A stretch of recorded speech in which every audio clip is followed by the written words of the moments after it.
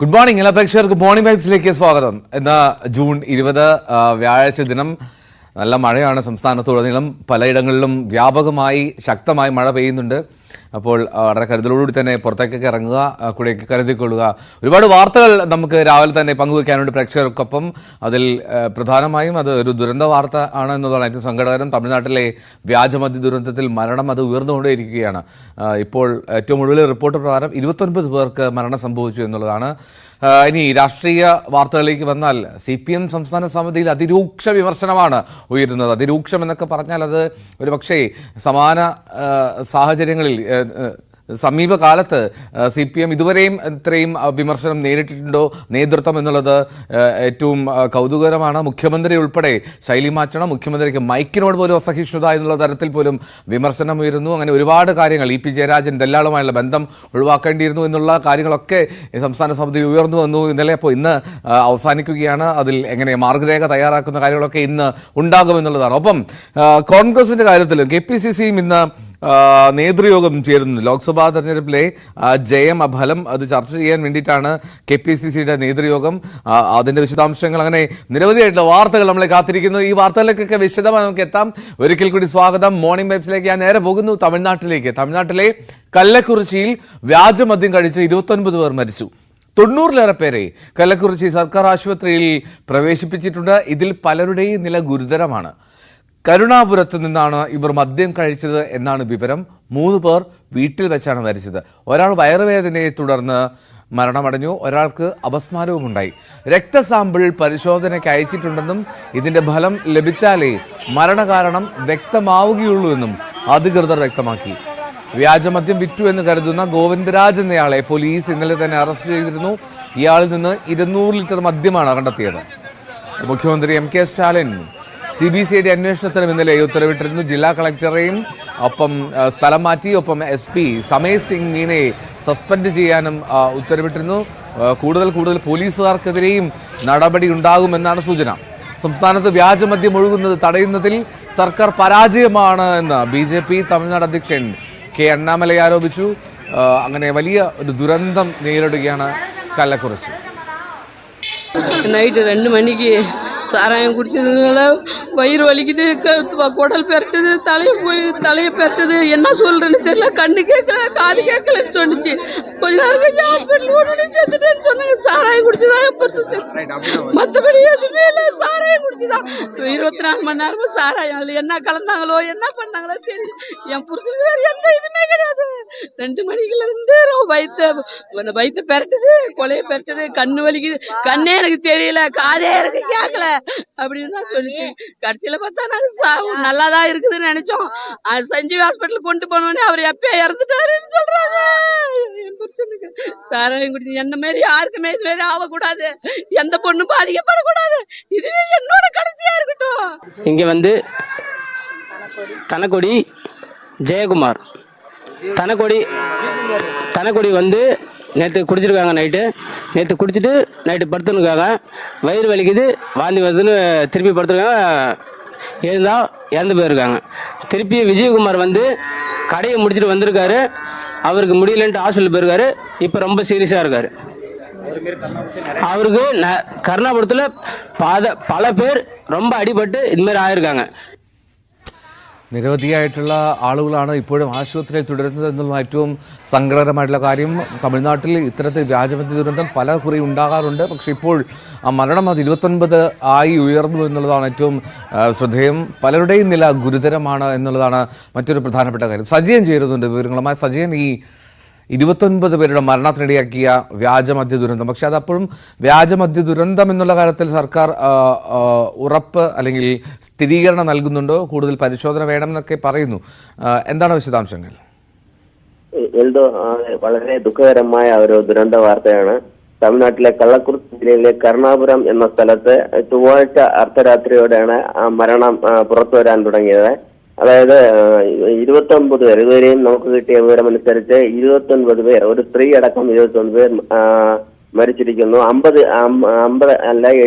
70ഓളം പേർ പോണ്ടിച്ചേരി, സേലം, വിഴുപ്പുരം എന്നിവിടങ്ങളിൽ ആശുപത്രിയിൽ ചികിത്സയിലാണ്. ആശുപത്രിയിലുള്ള 10 പേരുടെ നില ഇപ്പോൾ ഗുരുതരമായി തുടരുകയാണ്. കൂടുതലും ലോഡിംഗ് തൊഴിലാളികളും ദിവസവേതനക്കാരുമാണ് അപകടത്തിൽ ദുരന്തത്തിൽപ്പെട്ടത്. വിഷമദ്യ ദുരന്തമല്ലെന്ന് ഇന്നലെ രാവിലെ മാധ്യമങ്ങളോട് പറഞ്ഞ ജില്ലാ കളക്ടറെ സ്ഥലം മാറ്റി അതേപോലെ SP സസ്പെൻഡ് ചെയ്തതായി മുഖ്യമന്ത്രി അറിയിച്ചിട്ടുണ്ട്. മദ്യവിതരണം ചെയ്ത ഗോവിന്ദരാജ് എന്ന ഒരാളെയും ഇന്നൊരാളെയും മൊത്തം 2 പേരെ അറസ്റ്റ് ചെയ്തിട്ടുണ്ട്. ചൊവ്വാഴ്ച രാത്രിയാണ് വ്യാജമദ്യ വിൽപ്പനക്കാരിൽ നിന്നും മദ്യം വാങ്ങി കഴിച്ചതിന് ശേഷം അസ്വസ്ഥത പ്രകടിപ്പിച്ച് തുടർന്ന് തലവേദന, ഛർദി, തലകറക്കം, വയറുവേദന, കണ്ണിന് അസ്വസ്ഥത എന്നിവ അനുഭവപ്പെട്ടതോടെ പലരെയും ആശുപത്രിയിലേക്ക് മാറ്റുകയായിരുന്നു. തുടർന്നാണ് ഇപ്പോഴത്തെ വിവരമനുസരിച്ച് 29 പേർ മരിച്ചിരിക്കുകയാണ്. ഇന്ന് രാവിലെ ഇതിനെക്കുറിച്ച് അടിയന്തര യോഗം മുഖ്യമന്ത്രിയുടെ നേതൃത്വത്തിൽ വിളിച്ചു കൂട്ടിയിട്ടുണ്ട്. വകുപ്പ് മന്ത്രിയും ഉന്നത ഉദ്യോഗസ്ഥരെയും എല്ലാം ഈ ദുരന്തത്തെക്കുറിച്ച് ചർച്ച ചെയ്യുന്നതിന് അടുത്ത ഘട്ട നടപടികൾ സ്വീകരിക്കുന്നതിനുമായി മുഖ്യമന്ത്രി സ്റ്റാലിൻ ഒരു അടിയന്തര യോഗം ഇന്ന് രാവിലെ വിളിച്ചു ചേർത്തിട്ടുണ്ട്. പ്രതിപക്ഷ കക്ഷികൾ സർക്കാരിനെതിരെ വിമർശനവുമായി രൂക്ഷ വിമർശനവുമായി മുന്നോട്ട് വന്നിട്ടുണ്ട്. BJP സംസ്ഥാന അധ്യക്ഷൻ അണ്ണാമല തമിഴ്നാട്ടിൽ അടിക്കടി ഉണ്ടാകുന്ന ഈ വ്യാജമദ്യ ദുരന്തം തടയാൻ സർക്കാരിന്റെ ഭാഗത്ത് വ്യാജച്ചാരായം തയ്യാറാക്കുന്നതിനെതിരെ നടപടി സ്വീകരിക്കാൻ പോലീസും പരാജയപ്പെട്ടു, സർക്കാർ പരാജയപ്പെട്ടു. അടിക്കടി മരണം ഉണ്ടാകുന്നതായും പ്രതിപക്ഷ കക്ഷികൾ വിമർശനവുമായി രംഗത്ത് വന്നിട്ടുണ്ട്. എന്തായാലും വളരെ വിഷമിക്കുന്ന വാർത്ത. ഇനിയും മരണസംഖ്യ ഉയരുമെന്നാണ് അറിയാൻ കഴിയുന്നത്. കാരണം 10ഓളം പേരുടെ നില ഇപ്പോഴും ഗുരുതരമായി ആശുപത്രിയിൽ തുടരുകയാണ്. മുഖ്യമന്ത്രിയുടെ അടിയന്തര യോഗത്തിന് ശേഷം അറിയാൻ എന്തൊക്കെയാണ് അടിയന്തര നടപടികൾ സ്വീകരിക്കുന്നത്. ഇതുപോലെ പല ഭാഗങ്ങളിലും വ്യാജച്ചാരായം നിർമ്മിച്ച് വിൽക്കുന്നവർക്കെതിരെ കടുത്ത നടപടി സ്വീകരിക്കാൻ എന്തൊക്കെയാണ് സർക്കാരിന്റെ ഭാഗത്തു നിന്ന് നടപടി ഉണ്ടാവുക എന്നത് ഈ യോഗത്തിന് ശേഷം അറിയാമല്ലോ. സജീൻ, കളക്ടറെ സ്ഥലം മാറ്റി, SP സസ്പെൻഷൻ, അങ്ങനെ നിരവധിയായിട്ടുള്ള നടപടികൾ ആദ്യം പ്രഥമദൃഷ്ട്യാ സർക്കാർ എടുത്തിട്ടുണ്ടെങ്കിൽ പോലും ഈ തമിഴ്നാട്ടിൽ ഇത്തരത്തിൽ ഈ വ്യാജമദ്യ ദുരന്തങ്ങൾ, വ്യാജമദ്യം ഒഴുകുന്നത് പതിവായി തരത്തിൽ ഒരുപാട് റിപ്പോർട്ടുകൾ വരാറുണ്ട്, പതിവായി ഇത്തരം വാർത്തകൾ വരാറുണ്ട്. അപ്പോൾ അതിൽ ഒരു സുസ്ഥിരമായിട്ടുള്ളൊരു നടപടിയിലേക്കല്ലേ MK സ്റ്റാലിനും സർക്കാരും പോകേണ്ടത്? തീർച്ചയായും ഇതിനു മുൻപ് മാസങ്ങൾക്ക് മുമ്പ് ചെന്നൈക്ക് സമീപം ഇതുപോലെ ചാരായം കുടിച്ച് നിരവധി പേർ മരിക്കുകയുണ്ടായി. ഇത് അതാത് ഭാഗത്തുള്ള ജില്ലാ തലത്തിലുള്ള പോലീസ് ഉദ്യോഗസ്ഥരുടെ അറിവോടെയാണ് ഈ വ്യാജമദ്യ ലോബികൾ ഇങ്ങനെ വ്യാജച്ചാരായം നിർമ്മിച്ച് വിൽക്കുന്നത്. ഇതിനെതിരെ ശക്തമായ നടപടിയെടുക്കാൻ സർക്കാർ പരാജയപ്പെട്ടു എന്ന് തന്നെ പറയാം. അതുകൊണ്ട് തന്നെയാണ് അടിക്കടി ഉണ്ടാകുന്ന ഈ ദുരന്തത്തിന് ഒരു അന്തിമ അറുതി വരുത്താൻ വേണ്ടിയുള്ള ഒരു തീരുമാനമെടുക്കുന്ന സർക്കാർ പരാജയപ്പെടുകയും ഉണ്ടായത്. ഇതിന്റെ സാഹചര്യത്തിലാണ് ഇന്ന് ഇതിന് വളരെ ദുരന്ത സംഭവം തന്നെ മുഖ്യമന്ത്രിയുടെ നേതൃത്വത്തിൽ അടിയന്തരമായ യോഗം ഇന്ന് വിളിച്ചു ചേർത്തിരിക്കുന്നത്. ഓരോ ജില്ലാ അടിസ്ഥാനത്തിലും ഇതിന് പ്രത്യേക ഒരു പോലീസിന്റെ ഒരു ടീം നിയമിച്ച് ഈ ചാരായം നിർമ്മിക്കുന്നവർക്കെതിരെയും ശക്തമായ നടപടി സ്വീകരിക്കാനുള്ള ഒരു നടപടി ആവും ഈ അടിയന്തര യോഗത്തിന് ശേഷം ഉണ്ടാവുക എന്നാണ് അറിയാൻ കഴിയുന്നത്. സജയകുമാർ, ഇനിയും ഈ മരണനിരക്ക് ഉയരുമെന്നുള്ള ആശങ്ക പലരും പങ്കുവയ്ക്കുന്നു. ഇപ്പോൾ നമ്മൾ തൊട്ടു മുമ്പ് കേട്ട സൗണ്ട് ബൈറ്റുകളിലും അവർ വലിയ ദുരന്തം നേരിട്ട തരത്തിൽ തന്നെയാണ് പ്രതികരിച്ചതും. ഈ ആശുപത്രിയിലുള്ളവരുടെ ആരോഗ്യസ്ഥിതിയെപ്പറ്റി, ആരോഗ്യനിലയെപ്പറ്റി എന്തെങ്കിലും പ്രതികരണങ്ങളുണ്ടോ? തീർച്ചയായും. അതായത് 70-ലധികം പേർ സേലം, അതേപോലെ പോണ്ടിച്ചേരി പോലുള്ള ജിസ്മർ ആശുപത്രി ചികിത്സയിലാണ്. ജിസ്മർ ആശുപത്രിയിൽ കഴിയുന്ന 10ഓളം പേരുടെ ഒരു ആരോഗ്യനിലയാണ് ഗുരുതരമായി ഇരിക്കുന്നതായി അറിയാൻ കഴിയുന്നത്. അതിനാൽ ഇനിയും മരണസംഖ്യ ഉയരുമെന്നാണ് ആശങ്ക. എന്തായാലും വളരെ ദുഃഖകരമായ ഒരു ദുരന്ത സംഭവമാണ് തമിഴ്നാട്ടിൽ അരങ്ങേറിയിരിക്കുന്നത്. ഇതിനെതിരെ സർക്കാർ ശക്തമായ ഒരു നടപടി സ്വീകരിച്ചാൽ മാത്രമേ ഇത്തരത്തിലുള്ള വ്യാജ ചാരായ നിർമ്മാണ സംഘത്തിനെതിരെയും വ്യാജ മദ്യ വിൽപ്പനക്കാർക്കെതിരെയും നടപടി സ്വീകരിച്ചാൽ മാത്രമേ ഇത്തരം സംഭവങ്ങൾക്ക് ഒരു അറുതി വരുത്താൻ സാധിക്കുകയുള്ളൂ. വളരെ സാധാരണക്കാരായ ചുമട്ട് തൊഴിലാളികൾ, കൂലി തൊഴിലാളികൾ പോലുള്ളവരാണ് ഇത്തരം വ്യാജച്ചാരായ വിൽപ്പനക്കാരിൽ നിന്നും മദ്യം വാങ്ങി കഴിക്കുകയും അടിക്കടി ഇതുപോലുള്ള മരണം സംഭവിക്കുകയും ഉണ്ടാവാറുള്ളത്. ഇതിനെതിരെ സർക്കാർ തീർച്ചയായും ശക്തമായ ഒരു നടപടി തന്നെ സ്വീകരിക്കേണ്ടതുണ്ട്. എങ്കിൽ മാത്രമേ ഇതുപോലുള്ള ദുരന്ത സംഭവങ്ങൾക്ക് തമിഴ്നാട്ടിൽ അറുതി വരുത്താൻ സാധിക്കൂ. റൈറ്റ്. തമിഴ്നാട്ടിലെ കലക്കുറിച്ചിയിലെ വ്യാജമദ്യ ദുരന്തയുടെ വിശദാംശങ്ങളാണ് സജയ് കുമാർ പങ്കുവയ്ക്കുന്നത്. 90-ലേറെ പേർ ആശുപത്രിയിൽ ചികിത്സയിലാണ് എന്നുള്ളതാണ് പലരുടെയും നില ഗുരുതരമാണ്. അതാണ് ഏറ്റവും പ്രധാനപ്പെട്ട കാര്യം. ഉദ്യോഗസ്ഥർക്കെതിരെ കടുത്ത നടപടി, കർശന നടപടി സ്വീകരിക്കുന്നുണ്ട് MK സ്റ്റാലിനും സർക്കാരും. പക്ഷെ അപ്പോഴും ആ ദുരന്തത്തിന്റെ ഉത്തരവാദിത്വം എന്നുള്ളത് അതിൽ നിന്നും ഒളിച്ചോടാൻ കഴിയുമോ എന്നുള്ള കാര്യം നിലനിൽക്കുന്നു. 90-ലേറെ പേർ ആശുപത്രിയിൽ നിൽക്കുന്ന ഒരുപാട് കുടുംബങ്ങൾ അവിടെ അനാഥമാകുന്നു. അതും വ്യാജമദ്യത്തിന്റെ പേരിൽ. വ്യാജമദ്യം കഴിച്ച് പിന്നാലെയാണ് പലർക്കും ഇത്തരത്തിൽ അസ്വസ്ഥത ഉണ്ടാവുകയും ആശുപത്രിയിൽ പ്രവേശിപ്പിക്കുകയും ചെയ്തത്. പിന്നീടാണ് അത് വ്യാജമദ്യമാണ് എന്നുള്ള തരത്തിലേക്ക് റിപ്പോർട്ടിലെത്തുന്നത്. മരണം പക്ഷേ ഉയർന്നുകൊണ്ടേയിരിക്കുന്നു എന്നുള്ളതാണ് ഏറ്റവും പ്രധാനപ്പെട്ട കാര്യം.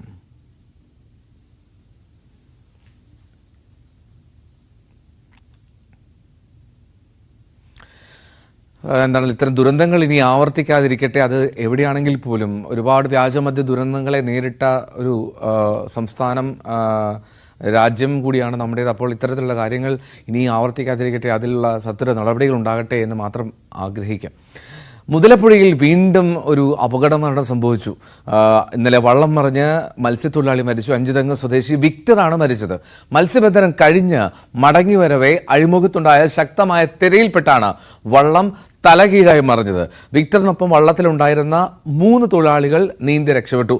അഞ്ചുതെങ്ങ് സ്വദേശി ജോബോയുടെ ഉടമസ്ഥതയിലുള്ള ചിന്തധിര എന്ന വള്ളമാണ് മറിഞ്ഞത്. MG മിഥുൻ ചേരുന്നു വിവരങ്ങളുമായി. മിഥുന്, ഈ മുതലപ്പുഴ ഒരു സ്ഥിരം ദുരന്ത മുനമ്പായിരുന്നു, അപകട മുനമ്പായിരുന്നു. വീണ്ടും ഒരു മരണ റിപ്പോർട്ട് കൂടി വരികയാണ് അവിടെ നിന്ന്. കേന്ദ്രമന്ത്രി സുരേഷ് ഗോപി ഉൾപ്പെടെയുള്ളവർ ഇന്നലെ അവിടെ സന്ദർശിച്ചതേ ഉള്ളൂ. അപ്പോൾ ഈ അപകടങ്ങൾ ആവർത്തിക്കുന്ന സാഹചര്യം, ആദ്യം ഈ അപകടം എങ്ങനെയുണ്ടായി എന്നുള്ളത്.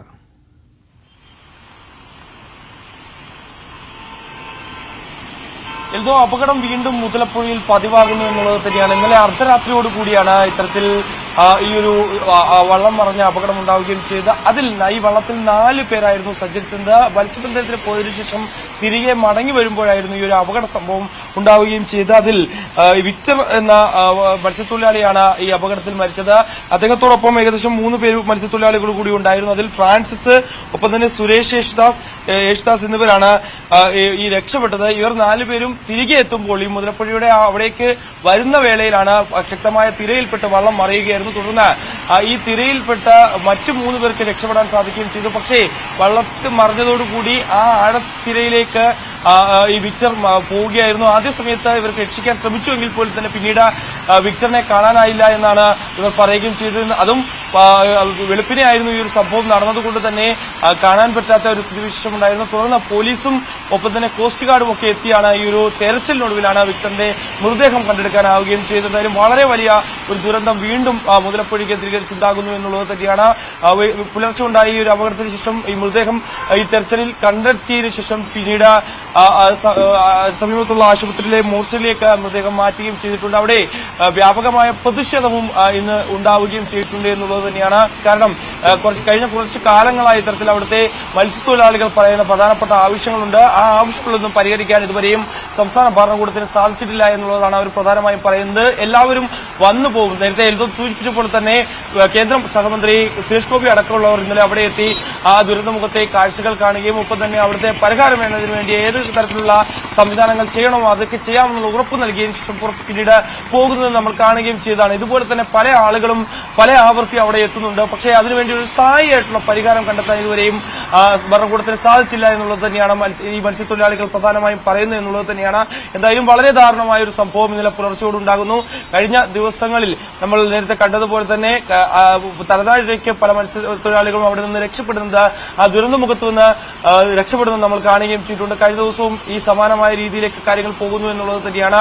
വള്ളം തലകീഴായി മറിയുകയും അത് പൂർണ്ണമായും തകർന്നു പോവുകയും ചെയ്തതാണ് നമുക്ക് കാണാൻ സാധിക്കുകയും ചെയ്യുന്ന തരത്തിൽ ദൃശ്യങ്ങൾ നമുക്കത് വ്യക്തമാവുകയും ചെയ്തിട്ടുണ്ട്. കാരണം ഇത് പുലർച്ചെ ആയതുകൊണ്ട് തന്നെയാണ്. നേരത്തെ നമുക്കറിയാം ഒരുപക്ഷെ രാവിലെയൊക്കെ ആയിരുന്നു ഇത്തരത്തിൽ അപകടങ്ങൾ സംഭവിക്കാറുണ്ടായിരുന്നത്.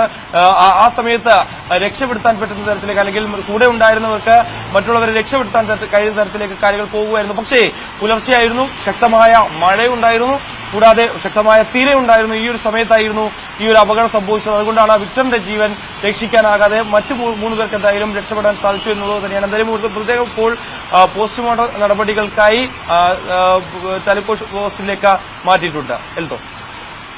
വീണ്ടും ഒരു അപകട മരണമാണ് MG മിഥുൻ മുതലപ്പുഴയിൽ നിന്ന് റിപ്പോർട്ട് ചെയ്യുന്നത്. അവിടെ വള്ളം മറിഞ്ഞ് ഇന്നലെ രാത്രി 1:30 കൂടിയാണ് അപകടമുണ്ടായത്. ഒപ്പമുണ്ടായിരുന്ന 2 പേർക്ക് നീന്തി രക്ഷപ്പെടാൻ സാധിച്ചു എന്നുള്ളത് ആശ്വാസകരം. പക്ഷെ അപ്പോഴും അപകടങ്ങൾ തുടരുന്നു എന്നുള്ളതാണ് ഏറ്റവും ആശങ്ക ജനിപ്പിക്കുന്ന കാര്യവും. അവിടുത്തെ ഒരു ശാസ്ത്രീയമായിട്ടുള്ളൊരു സംവിധാനം, അതിൽ ഫലപ്രദമായുള്ള കാര്യങ്ങൾ എങ്ങനെ നടപ്പിലാക്കാൻ കഴിയുമെന്നുള്ളത് കാത്തിരുന്ന് തന്നെ കാണണം. ഇനി മറ്റൊരു വാർത്ത, അത് CPM സംസ്ഥാന സമിതിയിൽ മുഖ്യമന്ത്രിക്ക് അതിരൂക്ഷ വിമർശനമാണ് ഉയരുന്നത്. വിദേശ യാത്രാ വിവാദം ഒഴിവാക്കേണ്ടിയിരുന്നു, അനവസരത്തിലെ യാത്ര അനാവശ്യ വിവാദത്തിനിടയാക്കിയെന്ന് വിമർശനം ഉയർന്നു. മുഖ്യമന്ത്രിക്ക് അസഹിഷ്ണുതയാണ് എന്നും ആരോപണം ഉയർന്നു. മൈക്കിനോട് പോലും കയർക്കുന്ന തരം അസഹിഷ്ണുതയാണ് മുഖ്യമന്ത്രിക്ക്. ഇത് അവമതിപ്പുണ്ടാക്കി. പൊതുസമൂഹത്തിലെ ഇടപെടൽ മുഖ്യമന്ത്രി ശൈലി തിരുത്തി വേണം എന്നും ആവശ്യമുയർന്നു. മറ്റൊരു പ്രധാനപ്പെട്ട കാര്യം, KK ശൈലജ മുഖ്യമന്ത്രിയാകണമെന്ന് ആഗ്രഹിക്കുന്നവർ ഉണ്ട് എന്ന അഭിപ്രായവും യോഗത്തിൽ ഉയർന്നു. കൂടുതൽ വിവരങ്ങളുമായി MG മിഥുൻ ചേരുന്നു. മിഥുൻ, വീണ്ടും CPM സംസ്ഥാന സമിതിയിൽ വളരെ വിമർശനാത്മകമായിട്ടുള്ള സമീപനം ഉയരുന്നു എന്നുള്ളത് ഒരുപക്ഷേ പാർട്ടി പ്രവർത്തകർക്ക്, അടിയുറച്ച പ്രവർത്തകർക്കെങ്കിലും ആത്മവിശ്വാസം നൽകുന്നതാണ്. കാരണം ഇത്രമാത്രം തെരഞ്ഞെടുപ്പ് തോൽവി നേരിട്ട ഘട്ടത്തിൽ വിമർശനാത്മകമായിട്ടുള്ള സ്വരം ഉയരുമോ എന്നുള്ള ആശങ്ക പങ്കുവച്ചവരാണ് ബഹുഭൂരിപക്ഷവും. അപ്പോൾ അതിൽ മുഖ്യമന്ത്രിക്കെതിരെ വിമർശനം കൃത്യമായി ഉയരുന്നു. EP ജയരാജന്റെ ദല്ലാൾ ബന്ധം അത് വേണ്ടിയിരുന്നില്ല എന്ന് പറയുന്നു. ഡ്രൈവർ KSRTC ഡ്രൈവർ മേയർ തർക്കം അത് അവമതിപ്പുണ്ടാക്കിയെന്ന് പറയുന്നു. KK ശൈലജയെ ഒതുക്കാനാണ് വടകരയിൽ നിർത്തിയെന്ന് പറയുന്നു. അങ്ങനെ അതിരൂക്ഷമായിട്ടുള്ള കാര്യങ്ങളാണ് സമിതിയിൽ ഉയർന്നത്. ഇതിനൊക്കെ ഒരു മറുപടി എന്ന് പറയേണ്ട സാഹചര്യം കൂടിയാണ്. ഇതാണ് അവസാന ദിനം. അപ്പോൾ ഈ ഭരണവിരുദ്ധ വികാരം എന്നൊക്കെ പറയുമ്പോൾ തന്നെ മുഖ്യമന്ത്രി ഇതിനുള്ള മറുപടി നൽകേണ്ടി വരും ഉറപ്പായും. എന്താണ് പ്രതീക്ഷിക്കേണ്ടത്?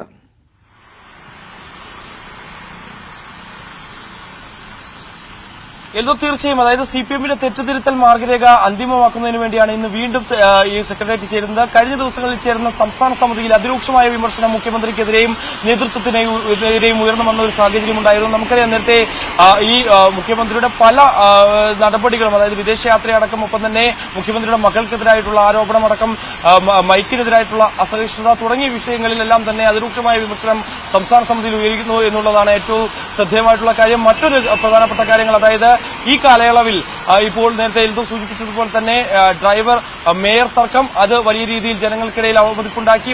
ഒപ്പം തന്നെ KK ശൈലജയെ ഒതുക്കുന്നതിന് വേണ്ടി മന്ത്രിയാക്കാതിരുന്നത് തന്നെ വലിയ രീതിയിൽ സംസ്ഥാന സമിതിയിൽ കഴിഞ്ഞ മുൻകാലങ്ങളിലൊക്കെ തന്നെ പല നേതാക്കളും ഉയർത്തിയ പ്രശ്നങ്ങൾ തന്നെയായിരുന്നു. അത് ഇത്തവണ വീണ്ടും കൂടുതൽ ഒതുക്കുന്നതിന് വേണ്ടിയാണ് അവരെ വടകരയിൽ മത്സരിപ്പിച്ച് തോൽപ്പിച്ചത് എന്നുള്ളൊരു വിമർശനം കൂടി സംസ്ഥാന സമിതിയിൽ ഉയർന്നു എന്നുള്ളത് തന്നെയാണ് ഏറ്റവും ശ്രദ്ധേയമായിട്ടുള്ള കാര്യം. കൂടാതെ മറ്റു പ്രശ്നങ്ങൾ, അതായത് ഈ ക്ഷേമ പെൻഷൻ അടക്കമുള്ള വിഷയങ്ങൾ, അതിൽ സർക്കാർ കൃത്യമായ ജാഗ്രത പുലർത്തിയില്ല. ജനങ്ങളിലേക്ക് ഇത്തരത്തിൽ സാധാരണക്കാരായിട്ടുള്ള ജനങ്ങളിലേക്ക് എത്തേണ്ട ക്ഷേമ പെൻഷൻ വിതരണം അടക്കം മുടങ്ങിയത് അത് വലിയ രീതിയിൽ തിരിച്ചടിയായിട്ടുണ്ട്. കൂടാതെ തന്നെ തുടർച്ചയായ 2ാം തവണയാണ് ഇത്തരത്തിൽ ലോക്സഭാ തെരഞ്ഞെടുപ്പിൽ ഇത്തരത്തിൽ വലിയ രീതിയിലുള്ള തിരിച്ചടി CPM-ന് നേരിടേണ്ടി വന്നിരിക്കുന്നത്. ഒരു സീറ്റിൽ മാത്രം ഒതുങ്ങിപ്പോകുന്ന തരത്തിലേക്ക് പോവുകയും ചെയ്തു. മറ്റുള്ളങ്ങളിൽ എന്ത് സംഭവിച്ചു, താഴെത്തട്ടിലെ വോട്ടുകൾക്ക് എന്ത് സംഭവിച്ചു, ഒപ്പം തന്നെ കാലാകാലങ്ങളായി പാർട്ടി വോട്ടുകൾ അതെങ്ങനെ ഭിന്നിച്ചു പോയി തുടങ്ങിയ കാര്യങ്ങളൊക്കെ തന്നെ ഒരു തിരുത്തൽ മാർഗരേഖ തയ്യാറാക്കണമെന്നൊരു ആവശ്യം കൂടി ഈ ഒരു സംസ്ഥാന സമിതിയിൽ ഉയരുകയും ചെയ്യുന്നു. ആദ്യ 2 ദിവസങ്ങളിൽ ചേർന്ന സെക്രട്ടറി യോഗത്തിൽ ഇത് സമാനമായ കാര്യങ്ങൾ ചർച്ച ചെയ്യുകയും അത് റിപ്പോർട്ടാക്കി ശുപാർശ നൽകിക്കൊണ്ടായിരുന്നു സംസ്ഥാന സമിതിയിൽ നൽകിയത്. ആ സമിതിയിൽ ഈ കാര്യങ്ങളൊക്കെ തന്നെ വിശദമായി ചർച്ച ചെയ്യുകയും സംസ്ഥാന സമിതിയിൽ അതിരൂക്ഷമായ വിമർശനം മുഖ്യമന്ത്രിക്കെതിരെയും ഉയർന്നു എന്നുള്ളത് തന്നെയാണ് ഏറ്റവും പ്രധാനപ്പെട്ട കാര്യം. ഒപ്പം തന്നെ ഈ ജനക്ഷേമ പദ്ധതികൾക്ക് പ്രാധാന്യം നൽകി മുന്നോട്ട് പോകണം എന്നൊരു നിർദ്ദേശം കൂടി ഈ സംസ്ഥാന സമിതിയിൽ ഉയർന്നിട്ടുണ്ട്. അതല്ല എങ്കിൽ വരാൻ പോകുന്ന തദ്ദേശ തെരഞ്ഞെടുപ്പുകളിലും അല്ലെങ്കിൽ നിയമസഭാ തെരഞ്ഞെടുപ്പിലും ഒക്കെ വലിയ തിരിച്ചടി ഉണ്ടാകുന്ന തരത്തിലേക്ക് കാര്യങ്ങൾ പോകും. പാർട്ടി ജനങ്ങളിൽ നിന്ന് അകന്നു പോകുന്നു. അതാണ് തോൽവിയിലേക്ക് നയിച്ചിട്ടുള്ളത്. ജനങ്ങളുടേതാണ് പാർട്ടി എന്ന് നേതാക്കൾ തിരിച്ചറിയണമെന്നുള്ള കാര്യം കൂടി പല നേതാക്കളും ഉന്നയിക്കുന്നു എന്നുള്ളത് തന്നെയാണ്. നമുക്കറിയാം, നേരത്തെ കേന്ദ്ര കമ്മിറ്റി അംഗം കൂടിയായിട്ടുള്ള തോമസ് ഐസക് ഉൾപ്പെടെയുള്ള പ്രധാനപ്പെട്ട മുതിർന്ന നേതാക്കളൊക്കെ തന്നെ അതിരൂക്ഷ വിമർശനവുമായി രംഗത്ത് വരുന്ന ഒരു പശ്ചാത്തലമുണ്ടായിരുന്നു. അങ്ങനെ ഒരു സ്വയം തിരുത്തലിലേക്ക് പോയില്ല എങ്കിൽ പാർട്ടി തിരിച്ചു വരാൻ പറ്റാത്ത തരത്തിലേക്ക് പോകുമെന്നുള്ളൊരു വിമർശനം കൂടി ഈ ഒരു സംസ്ഥാന സമിതിയിൽ ഉയർന്നു എന്നുള്ളത് തന്നെയാണ്. എന്തായാലും ഇന്നൊരു അന്തിമ മാർഗരേഖ, അതായത് തെറ്റുതിരുത്തൽ നടപടികൾ അതിനുവേണ്ടിയുള്ള അന്തിമ മാർഗരേഖ തയ്യാറാക്കുന്നതിന് വേണ്ടിയാണ് സെക്രട്ടേറിയറ്റ് യോഗം ചേരുന്നത്. എന്തായാലും ഇന്ന് ഈ സെക്രട്ടേറിയറ്റ് യോഗത്തിൽ പാർട്ടിയുടെ കാര്യങ്ങളുമായി ബന്ധപ്പെട്ട സംസ്ഥാന സെക്രട്ടറി എം വി ഗോവിന്ദൻ മറുപടി പറയുകയും ചെയ്യും. കൂടാതെ മുഖ്യമന്ത്രിക്കെതിരെ ഉയർന്നിട്ടുള്ള ആരോപണങ്ങളിൽ അതിൽ മുഖ്യമന്ത്രിയും ഇന്ന് സംസ്ഥാന സെക്രട്ടേറിയറ്റിൽ മറുപടി പറയുമെന്നാണ് നമുക്ക് മനസ്സിലാക്കാൻ സാധിക്കുന്നത്. എന്തായാലും അതിനുവേണ്ടിയുള്ള തരത്തിലേക്ക് കാര്യങ്ങൾ പോയിരിക്കുന്നു. എന്തായാലും മുൻകാലങ്ങളിൽ നമുക്കറിയാം CPM-നെ സംബന്ധിച്ച് മുഖ്യമന്ത്രി ഏത് നിലപാടെടുക്കുന്നു അതിനനുസരിച്ച് മുന്നോട്ട് പോകുന്ന പാർട്ടിയായിരുന്നു. അല്ലെങ്കിൽ ആ രീതിയിൽ കാര്യങ്ങൾ വെച്ച് മുന്നോട്ട് പോവുകയും ജനക്ഷേമ പദ്ധതികളുമായി മുന്നോട്ട് പോവുകയും ചെയ്ത് നമ്മൾ ആദ്യഘട്ടങ്ങളിൽ കണ്ടിരുന്നു. പക്ഷേ രണ്ടാം പിണറായി സർക്കാരിലേക്ക് വന്നപ്പോൾ കാര്യങ്ങൾ കൈവിട്ടു പോകുന്നു. അതിൽ സാമ്പത്തിക പ്രശ്നങ്ങൾ, അതായത് വലിയ രീതിയിൽ സാമ്പത്തിക പ്രതിസന്ധി സർക്കാരിനെ ഉരുട്ടുന്നുണ്ട്. അതാണ് ഒരു പ്രധാനപ്പെട്ട കാരണം. ഈ ജനക്ഷേമ പദ്ധതികൾ നിന്ന് പിന്നോട്ട് പോകാനുള്ള ഒരു തരത്തിലേക്ക് കാര്യങ്ങൾ പോയതെന്നുള്ള ഒരു കാര്യം സർക്കാർ വിശദീകരിക്കുന്നുണ്ട് എങ്കിൽ പോലും തന്നെ അത് ഫലവത്താകുന്നില്ല എന്നുള്ളത് തന്നെയാണ്. ഈ പ്രശ്നങ്ങളൊക്കെ തന്നെ മുഖ്യമന്ത്രി വിദേശയാത്രയ്ക്ക് പോകുന്നു, ഒപ്പം തന്നെ പല വിവാദ പ്രശ്നങ്ങൾ ഉണ്ടാകുന്നു, മുഖ്യമന്ത്രിയുടെ മകൾക്കെതിരായ വിഷയങ്ങൾ ഉണ്ടാകുന്നു. അതിനൊക്കെ തന്നെ കൃത്യമായി മുഖ്യമന്ത്രിക്ക് ജനങ്ങളെ അഭിമുഖീകരിച്ച് വ്യക്തമായ ഒരു നിലപാട് പ്രഖ്യാപിക്കാൻ സാധിക്കുന്നില്ല എന്നടക്കമുള്ള വിമർശനങ്ങൾ ഉയർന്നു. അത് ഒക്കെ തിരുത്തി ഇനി മുന്നോട്ട് പോകണമെന്നുള്ളത് തന്നെയാണ് CPM സംസ്ഥാന സമിതിയിൽ കഴിഞ്ഞ ദിവസം ഉയർന്നത്. എന്തായാലും ഇന്ന് സെക്രട്ടേറിയറ്റിൽ അക്കാര്യത്തിലൊക്കെ ഒരു അന്തിമ തെറ്റുതിരുത്തൽ മാർഗരേഖ തയ്യാറാക്കാനാണ് തീരുമാനം. മിഥുൻ, ഈ അതിരൂക്ഷ വിമർശനങ്ങൾ ഉയർന്ന പശ്ചാത്തലത്തിൽ ശൈലി മാറ്റം ഉൾപ്പെടെയുള്ളവ മുഖ്യമന്ത്രിയോട് ആവശ്യപ്പെടുന്ന ഒരു ഘട്ടമാണ്. ഇനി ഇപ്പോൾ ഇടുക്കി ജില്ലാ CPI കൗൺസിൽ മുഖ്യമന്ത്രി മാറണമെന്ന് പോലും ആവശ്യപ്പെട്ടു. അപ്പൊ അതായത് LDF-ൽ അതിരൂക്ഷമായിട്ടൊരു സാഹചര്യമാണ്, മുൻപെങ്ങുമില്ലാത്ത വിധത്തിൽ ഉള്ള ഒരു സാഹചര്യം പിണറായി വിജയൻ നേരിടുന്നുണ്ട് എന്നുള്ളതിൽ സംശയമില്ല. അത് പാർട്ടിക്കകത്താണെങ്കിൽ പോലും. അപ്പോൾ മുഖ്യമന്ത്രി അതിനോടുള്ള ഒരു പൊതുപ്രതികരണത്തിനുള്ള സാധ്യത നമ്മൾ കരുതുന്നില്ല, അത്തരമൊരു സാധ്യത. പക്ഷേ അപ്പോഴും സംസ്ഥാന സമിതിയിൽ ഈ തിരുത്തൽ രേഖയ്ക്ക് ഉള്ള ഈ മറുപടി നൽകുമ്പോൾ പിണറായി വിജയൻ എന്ത് സ്റ്റാൻഡ് എടുക്കുമെന്നുള്ളതാണ് കൗതുകകരം. എങ്ങനെയാണ് കരുതേണ്ടത്? എങ്ങനെയാണ് രാഷ്ട്രീയ കേന്ദ്രങ്ങൾ, നിരീക്ഷകരൊക്കെ ഇതിനെ പ്രതീക്ഷിക്കുന്നത്? മുഖ്യമന്ത്രിയുടെ മറുപടി എങ്ങനെയായിരിക്കുമെന്നാണ്?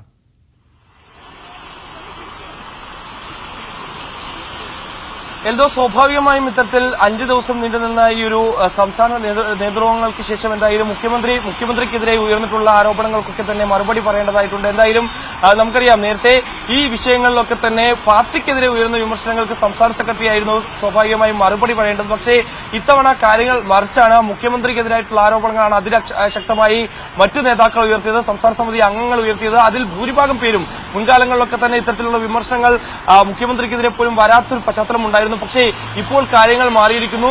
2019 ഉണ്ടായിരുന്ന തെരഞ്ഞെടുപ്പിൽ അന്ന് ശബരിമല വിഷയമുണ്ടായിരുന്നു. കൂടാതെ രാഹുൽ ഗാന്ധി എന്നൊരു ഫാക്ടർ അടക്കം ഉണ്ടായിരുന്നു. അതായിരുന്നു ഒരു വലിയ തിരിച്ചടിയിലേക്ക് പോയത്.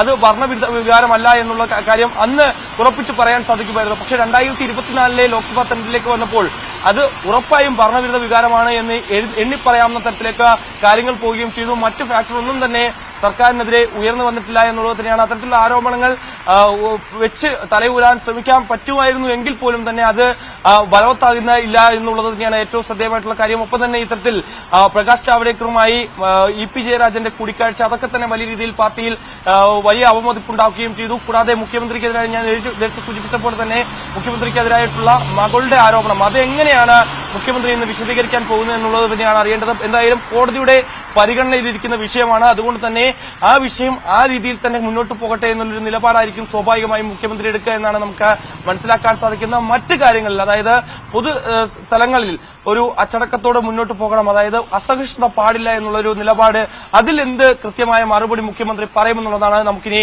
നോക്കിക്കാണേണ്ടതായിട്ടുള്ളത്. എന്തായാലും സംസ്ഥാന സെക്രട്ടേറിയറ്റിൽ ഇക്കാര്യത്തിൽ മുഖ്യമന്ത്രിയുടെ മറുപടി ഇന്ന് ഉച്ചയ്ക്ക് ശേഷമാണ് ഉണ്ടാകുന്നത്. സംസ്ഥാന സെക്രട്ടറി ഇത് വിശദീകരിച്ചതിന് ശേഷമായിരിക്കും മുഖ്യമന്ത്രിക്കെതിരെ ഉയർന്നിട്ടുള്ള പല ആരോപണങ്ങൾക്കും മറുപടി പറയുക എന്നുള്ളത് തന്നെയാണ്. എന്തായാലും മൈക്കടക്കമുള്ള വിഷയങ്ങൾ, മൈക്കിനോട് പോലും അസഹിഷ്ണുത കാട്ടുന്ന മുഖ്യമന്ത്രിയുടെ നിലപാട് അതിനി പാടില്ല എന്നുള്ളൊരു വിമർശനം സംസ്ഥാന സമിതി യോഗത്തിൽ ഉയർന്നിട്ടുണ്ട്. അത് സാധാരണക്കാരായിട്ടുള്ള ജനങ്ങൾക്കിടയിൽ വലിയ അവമതിപ്പുണ്ടാക്കിയിട്ടുണ്ട്. അത് തന്നെ വലിയ രീതിയിൽ വോട്ട് ചെയ്യാതെ പലരും മാറി നിന്നതിന് കാരണമായിട്ടുണ്ട് എന്നുള്ളതും പാർട്ടിയുടെ കൃത്യമായ വോട്ട്, അതായത് പാർട്ടിക്കാർ ആയിട്ടുള്ള ആളുകളുടെയും ഒപ്പം തന്നെ കാലാകാലങ്ങളായി ഈ ചിഹ്നം നോക്കി വോട്ട് ചെയ്യുന്നവരും ഒക്കെ തന്നെ അത് വോട്ട് ചെയ്യാതെ മാറി നിന്നിട്ടുണ്ട്, അല്ലെങ്കിൽ മറ്റ് പാർട്ടികളിലേക്ക് അവർ ചേക്കേറുകയും ചെയ്തിട്ടുണ്ട്. കൂടാതെ മുഖ്യമന്ത്രിയുടെ മണ്ഡലത്തിലടക്കം വലിയ രീതിയിൽ തിരിച്ചടിയുണ്ടായിട്ടുണ്ട്. ധർമ്മടം മണ്ഡലത്തിലടക്കം CPM-ന് വലിയ തിരിച്ചടി ഉണ്ടായിട്ടുണ്ട്. ഏകദേശം 123 മണ്ഡലങ്ങളിലാണ് വലിയ തിരിച്ചടികൾ. നിയമസഭാ മണ്ഡലങ്ങൾ വെച്ച് നോക്കുമ്പോൾ 123 മണ്ഡലങ്ങളിൽ കൃത്യമായി CPM-ന് തിരിച്ചടി ഉണ്ടായിട്ടുണ്ട്. അവിടെയെല്ലാം തന്നെ 2ാം സ്ഥാനത്തേക്കും 3ാം സ്ഥാനത്തേക്കും പോകേണ്ട തരത്തിലേക്ക് പോയിട്ടുണ്ട്. അതിൽ കൂടാതെ 11 BJP ഒന്നാം സ്ഥാനത്ത് വന്നിട്ടുണ്ട്. അതിൽ ഏറ്റവും കൂടുതൽ CPM-ന്റെ ശക്തി കേന്ദ്രങ്ങളിൽ തന്നെയാണ് BJP ഒന്നാം സ്ഥാനത്ത് വന്നിട്ടുള്ളത് എന്നുള്ളത് തന്നെയാണ് ഏറ്റവും ശ്രദ്ധേയമായിട്ടുള്ള കാര്യം. ചിറയൻകീഴും കാട്ടാക്കട അടക്കമുള്ള തിരുവനന്തപുരം ജില്ലയിലെ പ്രധാനപ്പെട്ട മണ്ഡലങ്ങളിലൊക്കെ തന്നെ ഏറ്റവും കൂടുതൽ CPM-ന്റെ ശക്തി കേന്ദ്രങ്ങളായിരുന്നു. ഇവിടെയൊക്കെ എങ്ങനെ വോട്ടുകൾ ചോർന്നു എന്നുള്ളതാണ് പ്രധാനമായും പരിശോധിക്കപ്പെടേണ്ടതായിട്ടുള്ളത്. ആ കാര്യങ്ങളിലൊക്കെ തന്നെ കൃത്യമായ ചർച്ച നടക്കുകയും ചെയ്തിട്ടുണ്ട്. ഏകദേശം 637 വോട്ടുകൾക്ക് മാത്രമാണ് അതായത് അടൂർ പ്രകാശ് വിജയിച്ചു കയറിയത്. ഒരുപക്ഷെ വി ജോയിക്ക് CPM ജില്ലാ സെക്രട്ടറി ആയിരുന്ന വി ജോയിക്ക് ഇത്തരത്തിൽ ഈ മണ്ഡലങ്ങളിലൊക്കെ തിരിച്ചടി ഉണ്ടായില്ലായിരുന്നെങ്കിൽ വിജയിക്കാം, രണ്ടാമതൊരു സീറ്റ് കൂടി CPM-ന് വിജയിച്ചു കയറാനാകുമെന്നുള്ളൊരു പ്രതീക്ഷയുണ്ടായിരുന്നു. പക്ഷേ അവിടെയൊക്കെ എങ്ങനെ BJP കടന്നുകൂടി, അവിടെ BJPക്ക് എങ്ങനെ വോട്ട് പിടിക്കാനായി എന്നുള്ള അടക്കമുള്ള കാര്യങ്ങൾ പരിശോധിക്കപ്പെടേണ്ടതായിട്ടുണ്ട് എന്നുള്ള കാര്യം കൂടി ഈ സംസ്ഥാന സമിതി ഉയർന്നിട്ടുണ്ട് എന്നുള്ളത് തന്നെയാണ്. എന്തായാലും ഇന്ന് ഉച്ചയ്ക്ക് ശേഷമാണ് സംസ്ഥാന സെക്രട്ടേറിയറ്റിൽ MV ഗോവിന്ദൻ മറുപടി പറയുക. അതിനുശേഷം മുഖ്യമന്ത്രി ഈ ആരോപണങ്ങൾക്കൊക്കെ തന്നെ കൃത്യമായി മറുപടി പറയും. അത് ഏത് തരത്തിലാണെന്നുള്ളതാണ് ഇനി നമുക്ക് കണ്ടറിയേണ്ടിയിരിക്കുന്നത്. MG മിഥുനാണ് വിവരങ്ങൾ പങ്കുവച്ചത്. CPM-ന്റെ തെറ്റുതിരുത്തൽ മാർഗരേഖ അന്തിമമാക്കാൻ ഇന്ന് സംസ്ഥാന സെക്രട്ടേറിയറ്റ് വീണ്ടും ചേരുന്ന സാഹചര്യം കൂടിയുണ്ട്. തെരഞ്ഞെടുപ്പ് പരാജയത്തിൽ വിശദമായിട്ടുള്ള ചർച്ചയാണ് ഇന്നലെ സംസ്ഥാന സമിതിയിൽ നടന്നത്. അതിന്റെ വിശദാംശങ്ങളാണ് മിഥുൻ പങ്കുവച്ചത്. എന്താണ് ജനരോഷത്തിന് കാരണമായ പല കാര്യങ്ങളും എന്താണ് എന്നുള്ളത് സംസ്ഥാന സമിതിയിൽ അഭിപ്രായം ഉയരുകയും ചെയ്തിരുന്നു. മുഖ്യമന്ത്രിക്കെതിരെ കീഴ്ഘടകങ്ങളിൽ ഉയരുന്ന വിമർശനങ്ങൾ അവഗണിക്കരുത് എന്നുള്ളതാണ് പ്രധാനപ്പെട്ട നിർദ്ദേശം സംസ്ഥാന സമിതിയിൽ ഉണ്ടായത്. ഈ സർക്കാരിന്റെ പദ്ധതികളിൽ മുൻഗണന നിശ്ചയിക്കണമെന്നും ജനക്ഷേമ പദ്ധതികൾക്ക് പ്രാധാന്യം നൽകണമെന്നും അഭിപ്രായമുണ്ടായിട്ടുണ്ട്. ഇക്കാര്യങ്ങളിൽ തെറ്റുതിരുത്തൽ മാർഗരേഖയിൽ അത് ഇടം പിടിക്കാൻ സാധ്യതയുണ്ട് എന്നുള്ളതാണ് ഏറ്റവും പ്രധാനപ്പെട്ട കാര്യം. CPM സംസ്ഥാന സെക്രട്ടറി MV ഗോവിന്ദൻ ഈ ചർച്ചയ്ക്കുള്ള മറുപടി നൽകും. ഒപ്പം സർക്കാരിനെതിരെ ഉയർന്ന വിമർശനങ്ങൾക്ക് മുഖ്യമന്ത്രിയും മറുപടി നൽകും. ഞാൻ നേരത്തെ സൂചിപ്പിച്ചതുപോലെ ഈ ലോക്സഭാ തെരഞ്ഞെടുപ്പ് തോൽവിക്ക് പിന്നാലെ മുഖ്യമന്ത്രിക്കും മന്ത്രിമാർക്കുമെതിരെ അതിരൂക്ഷ വിമർശനം ഉയർന്നു. ഇടുക്കിയിൽ നിന്ന്, അവിടെ ഇടുക്കി CPI ജില്ലാ കൌൺസിൽ യോഗത്തിലാണ് വിമർശനമുണ്ടായത്. മുഖ്യമന്ത്രി മാറണമെന്നും മുന്നണി തന്നെ വിടണമെന്നും ജില്ലാ കൌൺസിലിൽ ആവശ്യമുയർന്നു. LDF-ൽ നിന്നതുകൊണ്ട് CPIക്ക് ഒരു ഗുണവും ഉണ്ടായിട്ടില്ല എന്നാണ് കൌൺസിൽ യോഗത്തിലെ പൊതുവികാരം. രാജ്യത്ത് ഇന്ത്യ മുന്നണിയുടെ ഭാഗമായിട്ടുള്ള CPI എന്തിന് LDF-ൽ തുടരണമെന്നുള്ള ചോദ്യം ഇടുക്കി ജില്ലാ കൌൺസിലുണ്ടായി. അപ്പോൾ എന്താണെങ്കിലും രാഷ്ട്രീയത്തിൽ LDF ആണ് ഇപ്പോൾ കൂടുതൽ പ്രതിസന്ധി നേരിടുന്നത്, അഭിമുഖീകരിക്കുന്നത്. പ്രത്യേകിച്ചും തെരഞ്ഞെടുപ്പ് തോൽവിയുടെ വലിയ തിരിച്ചടിയുടെ പിന്നാലെയാണ് എന്നുള്ളത് സ്വാഭാവികം മാത്രം. എന്നാലും ഇത്തരം കൂടുതൽ വാർത്തകളിലേക്കൊക്കെ മടങ്ങിയെത്താം ഇടവേളയ്ക്ക് ശേഷം.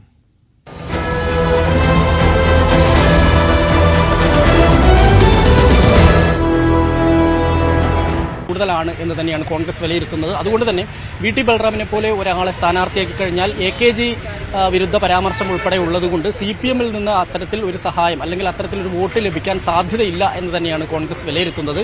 അങ്ങനെ വരികയാണെങ്കിൽ ഇപ്പോഴത്തെ ഒരു സാഹചര്യത്തിൽ രാഹുൽ മാങ്കൂട്ടം തന്നെയായിരിക്കും UDF-ന്റെ സ്ഥാനാർത്ഥി എന്നാണ് അറിയാൻ കഴിയുന്നത്.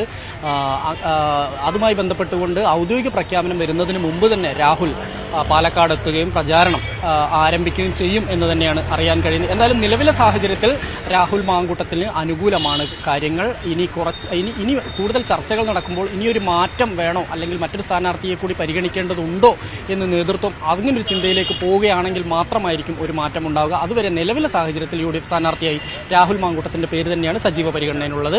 ഒപ്പം തന്നെ BJP ഇതുവരെയും ഒരു സർപ്രൈസ് കാൻഡിഡേറ്റ് വേണം എന്നുള്ള നിലപാടിലാണ്. അതുകൊണ്ട് തന്നെ കൃഷ്ണകുമാറിനുള്ള സാധ്യത വളരെ കൂടുതലാണ്. ജില്ലാ നേതൃത്വത്തിന് ഉൾപ്പെടെ അദ്ദേഹത്തോട് വലിയ താല്പര്യം ഇല്ല എന്നാണ് അറിയാൻ കഴിയുന്നത്.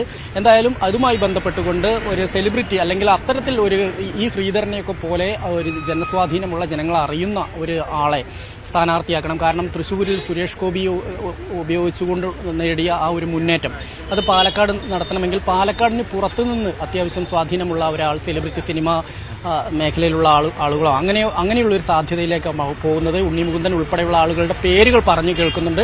പക്ഷേ അന്തിമമായ ഒരു തീരുമാനം എന്തായാലും BJP കേന്ദ്ര നേതൃത്വത്തിന്റെ ഭാഗത്തു നിന്നാണ് ഉണ്ടാവേണ്ടത്. എങ്കിൽ പോലും സാധ്യതയുള്ള ആളുകളിൽ നിലവിലെ സാഹചര്യത്തിൽ ശോഭാ സുരേന്ദ്രൻ ഉൾപ്പെടെയുള്ള ആളുകളുണ്ട്. K സുരേന്ദ്രന്റെ പേര് പോലും ഇവിടെ പറഞ്ഞു കേൾക്കുന്നുണ്ട്. ഒപ്പം തന്നെ LDF-ലേക്ക് കടക്കുകയാണെങ്കിൽ LDF-ൽ ആരാ സ്ഥാനാർത്ഥി എന്നുള്ള കാര്യത്തിൽ ഇപ്പോഴും ഒരു വ്യക്തത വന്നിട്ടില്ല എന്ന് പറയേണ്ടിയിരിക്കുന്നു. കഴിഞ്ഞ തവണ പ്രമോദായിരുന്നു ദുർബലനായ ഒരു സ്ഥാനാർത്ഥി ആയതുകൊണ്ട് തന്നെയാണ് CPM-ൽ നിന്ന് വലിയ തോതിലുള്ള വോട്ട് ഷാഫി പറമ്പലിന് ലഭിച്ചതാണ് യഥാർത്ഥത്തിൽ BJPക്ക് തിരിച്ചടിയായത്. എന്തായാലും CPM അത്തരത്തിലൊരു നീക്കം നടത്തുമോ എന്നുള്ളത് കാത്തിരുന്ന് കാണേണ്ട ഒരു കാര്യം കൂടിയാണ്. മറ്റൊന്ന് ചേലക്കരയാണ്. ചേലക്കര മണ്ഡലത്തിൽ രമ്യ ഹരിദാസിന്റെ പേരാണ് സജീവ പരിഗണനയിലുള്ളത്. രമ്യ ഹരിദാസ് മത്സരിക്കണം എന്നൊരു വിഭാഗം പറയുന്നുണ്ട്. പക്ഷേ പാലക്കാട് DCC ഉൾപ്പെടെ രമ്യക്കെതിരെ തിരിഞ്ഞൊരു സാഹചര്യമുണ്ടായി. ആലത്തൂരിൽ കഴിഞ്ഞ 5 വർഷക്കാലം രമ്യയുടെ പ്രവർത്തനം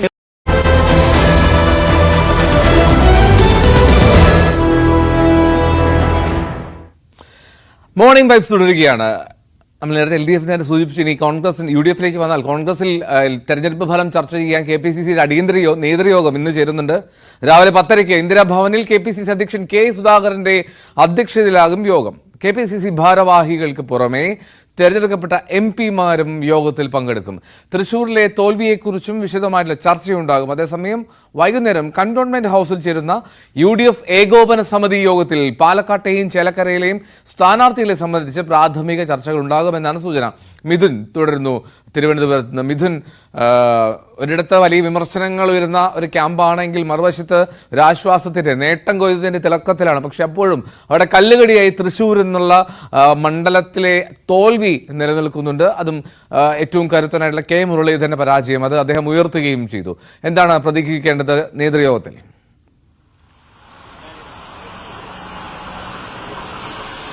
എൽദോ KPCC UDF നേതൃയോഗങ്ങളാണ് ഇന്ന് ചേരുന്നത്. രാവിലെ 10:30 KPCC ആസ്ഥാനത്ത് വെച്ചാണ് K സുധാകരന്റെ അധ്യക്ഷതയിലാണ് KPCC നേതൃയോഗം ചേരുന്നത്. വൈകിട്ട് 5 മണിക്ക് കന്റോൺമെന്റ് ഹൌസിലാണ് UDF നേതൃയോഗം ചേരുകയും ചെയ്യുന്നത്. ഇതിൽ രാവിലെ ചേരുന്ന KPCC നേതൃയോഗത്തിൽ തെരഞ്ഞെടുക്കപ്പെട്ടുള്ള MP-മാരും ഒപ്പം തന്നെ MLA-മാരും രാഷ്ട്രീയകാര്യ സമിതി അംഗങ്ങളും ഒക്കെ പങ്കെടുക്കുകയും ചെയ്തിട്ടുണ്ട്. നമുക്കറിയാം വലിയ വിജയമാണ് ഇത്തവണത്തെ ലോക്സഭാ തെരഞ്ഞെടുപ്പിൽ UDF-ന് കൊയ്യാൻ സാധിക്കുകയും ചെയ്ത് അതിന്റെ ഒരു ആത്മവിശ്വാസത്തിൽ കൂടിയാണ് ഈ ഒരു യോഗത്തിലേക്ക് കടന്നു വരികയും ചെയ്യുന്ന നേതാക്കൾ. പക്ഷേ പ്രധാനപ്പെട്ട കാര്യം തൃശൂര് ഒപ്പം തന്നെ ആലത്തൂര് ഈ 2 മണ്ഡലങ്ങളും കൈവിട്ടത് എങ്ങനെയാണ്, ഇവിടുത്തെ പരാജയം സംബന്ധിച്ചുള്ള ആഴത്തിലുള്ള പരിശോധനകളും ഒപ്പം തന്നെ നേതാക്കളുടെ വിമർശനങ്ങളും ഒക്കെ ഇന്നത്തെ യോഗത്തിൽ ഉയരാനുള്ള ഒരു സാധ്യത കൂടിയുണ്ട്. കാരണം തൃശൂര് കഴിഞ്ഞ തവണ TN പ്രതാപൻ 70,000-ലധികം വോട്ടുകളുടെ ഭൂരിപക്ഷത്തിൽ വിജയിച്ചു കയറിയ ഒരു മണ്ഡലമായിരുന്നു. പക്ഷേ അവിടെ ഇത്തവണ 3ാം സ്ഥാനത്തേക്ക് K മുരളീധരൻ പിന്തള്ളപ്പെടുന്ന കാഴ്ചയാണ് നമുക്ക് കാണാൻ സാധിച്ചത്. അവിടെ ഇപ്പോഴും വലിയ രീതിയിൽ നേതാക്കൾ തമ്മിലുള്ള ചേരിതിരിഞ്ഞുള്ള ഒരു പോരാട്ടം നടക്കുന്നുണ്ട്.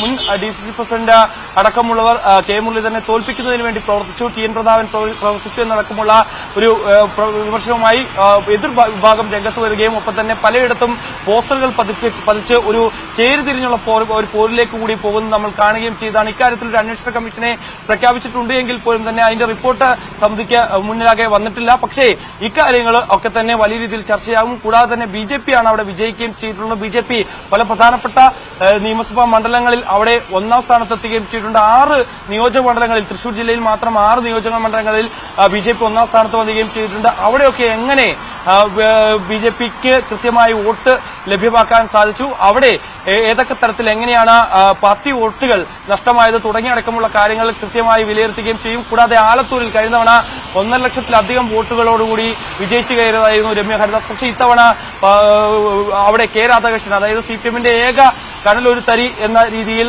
ഏക സീറ്റ് ലഭ്യമായത് ആലത്തൂരാണ്. ആലത്തൂരിലെ പരാജയം സംബന്ധിച്ച് രമ്യ ഹരിദാസ് ഒരു പരസ്യ പ്രതികരണത്തിന് വലിയ രീതിയിൽ തയ്യാറായില്ല എങ്കിൽ പോലും തന്നെ അവിടുത്തെ പാലക്കാട് DCC അധ്യക്ഷനാണ് ഉൾപ്പെടെയുള്ള നേതാക്കൾ രമ്യ ഹരിദാസിനെതിരെ രംഗത്ത് വരുന്ന ഒരു കാഴ്ച ഉണ്ടായിരുന്നു. കാരണം പലയിടത്തും ഈ ഒരു പ്രചാരണ രംഗത്ത് പോലും വലിയ രീതിയിൽ സജീവമാകാൻ രമ്യക്ക് സാധിച്ചിട്ടില്ല. നേതാക്കൾ പറയുന്ന തരത്തിൽ മുന്നോട്ട് പോകാൻ രമ്യ തയ്യാറായില്ല തുടങ്ങിയടക്കമുള്ള വിമർശനങ്ങൾ ഉണ്ടായിരുന്നു. അതാണ് പരാജയത്തിലേക്ക് നയിച്ചതെന്നടക്കമുള്ള വിമർശനങ്ങളുണ്ട്. അതും പാർട്ടി ഒപ്പം തന്നെ അന്ന് രമ്യ ഹരിദാസ് പറഞ്ഞതുപോലെ തന്നെ പാർട്ടിയുടെ കേന്ദ്രങ്ങളിൽ അല്ലെങ്കിൽ പാർട്ടി പറയുന്ന ചർച്ചകളിൽ മാത്രം തന്റെ അഭിപ്രായങ്ങൾ പറയുമെന്നായിരുന്നു വ്യക്തമാക്കിയത്.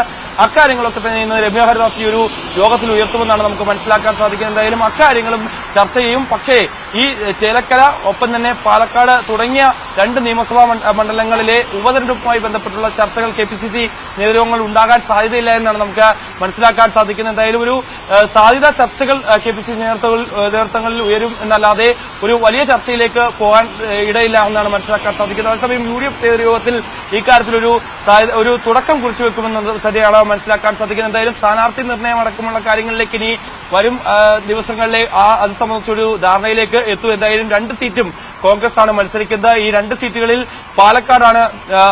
പാലക്കാടിലാണ് അതായത് കോൺഗ്രസിന്റെ സിറ്റിംഗ് സീറ്റ്. ചേലക്കരയിൽ കെ രാധാകൃഷ്ണനായിരുന്നു നേരത്തെ വിജയിച്ചിരുന്നത്. അവിടെ വലിയ ഭൂരിപക്ഷത്തിലായിരുന്നു കെ രാധാകൃഷ്ണൻ വിജയിച്ചിരുന്നത്. അവിടെ ഇത്തവണ തിരിച്ചു പിടിക്കാൻ പറ്റുമോ UDF-ന് എന്നുള്ളതാണ് പ്രധാനമായും നോക്കി കാണുന്നത്. അതിന് പറ്റിയ സ്ഥാനാർത്ഥികളെയും അതുവേണ്ടിയുള്ള ചർച്ചകളും ഒക്കെ തന്നെ ഇന്നത്തെ UDF നേതൃയോഗത്തിൽ ഉണ്ടാകും. എന്തായാലും തെരഞ്ഞെടുപ്പിന്റെ വിജയം, ഒപ്പം തന്നെ വരാൻ പോകുന്ന തദ്ദേശ തെരഞ്ഞെടുപ്പുമായി ബന്ധപ്പെട്ടുള്ള കൃത്യമായ അവലോകനം അടക്കം ഈ ഒരു UDF നേതൃയോഗത്തിൽ ഉയർന്നു വരുമെന്നാണ് നമുക്ക് മനസ്സിലാക്കാൻ സാധിക്കുന്നത്. കാരണം 2019 വലിയ വിജയം ഉണ്ടായതിനു ശേഷം പിന്നീട് നടന്ന തദ്ദേശ തെരഞ്ഞെടുപ്പിലും ഒപ്പം തന്നെ നിയമസഭാ തെരഞ്ഞെടുപ്പിലും വലിയ തിരിച്ചടി ഉണ്ടായിരുന്നു. അത് ഇത്തവണ ഉണ്ടാകാൻ പാടില്ല എന്ന് കണക്കുകൂട്ടൽ കൂടിയാണ് ഈ ഒരു യോഗത്തിൽ ഇത് പ്രധാന അജണ്ടയായി മാറുകയും ചെയ്യുന്നത്. ശരി മിഥുന, എന്താണെങ്കിലും KPCC UDF നേതൃയോഗങ്ങൾ അത് ഇന്ന് ചേരുന്നുണ്ട്.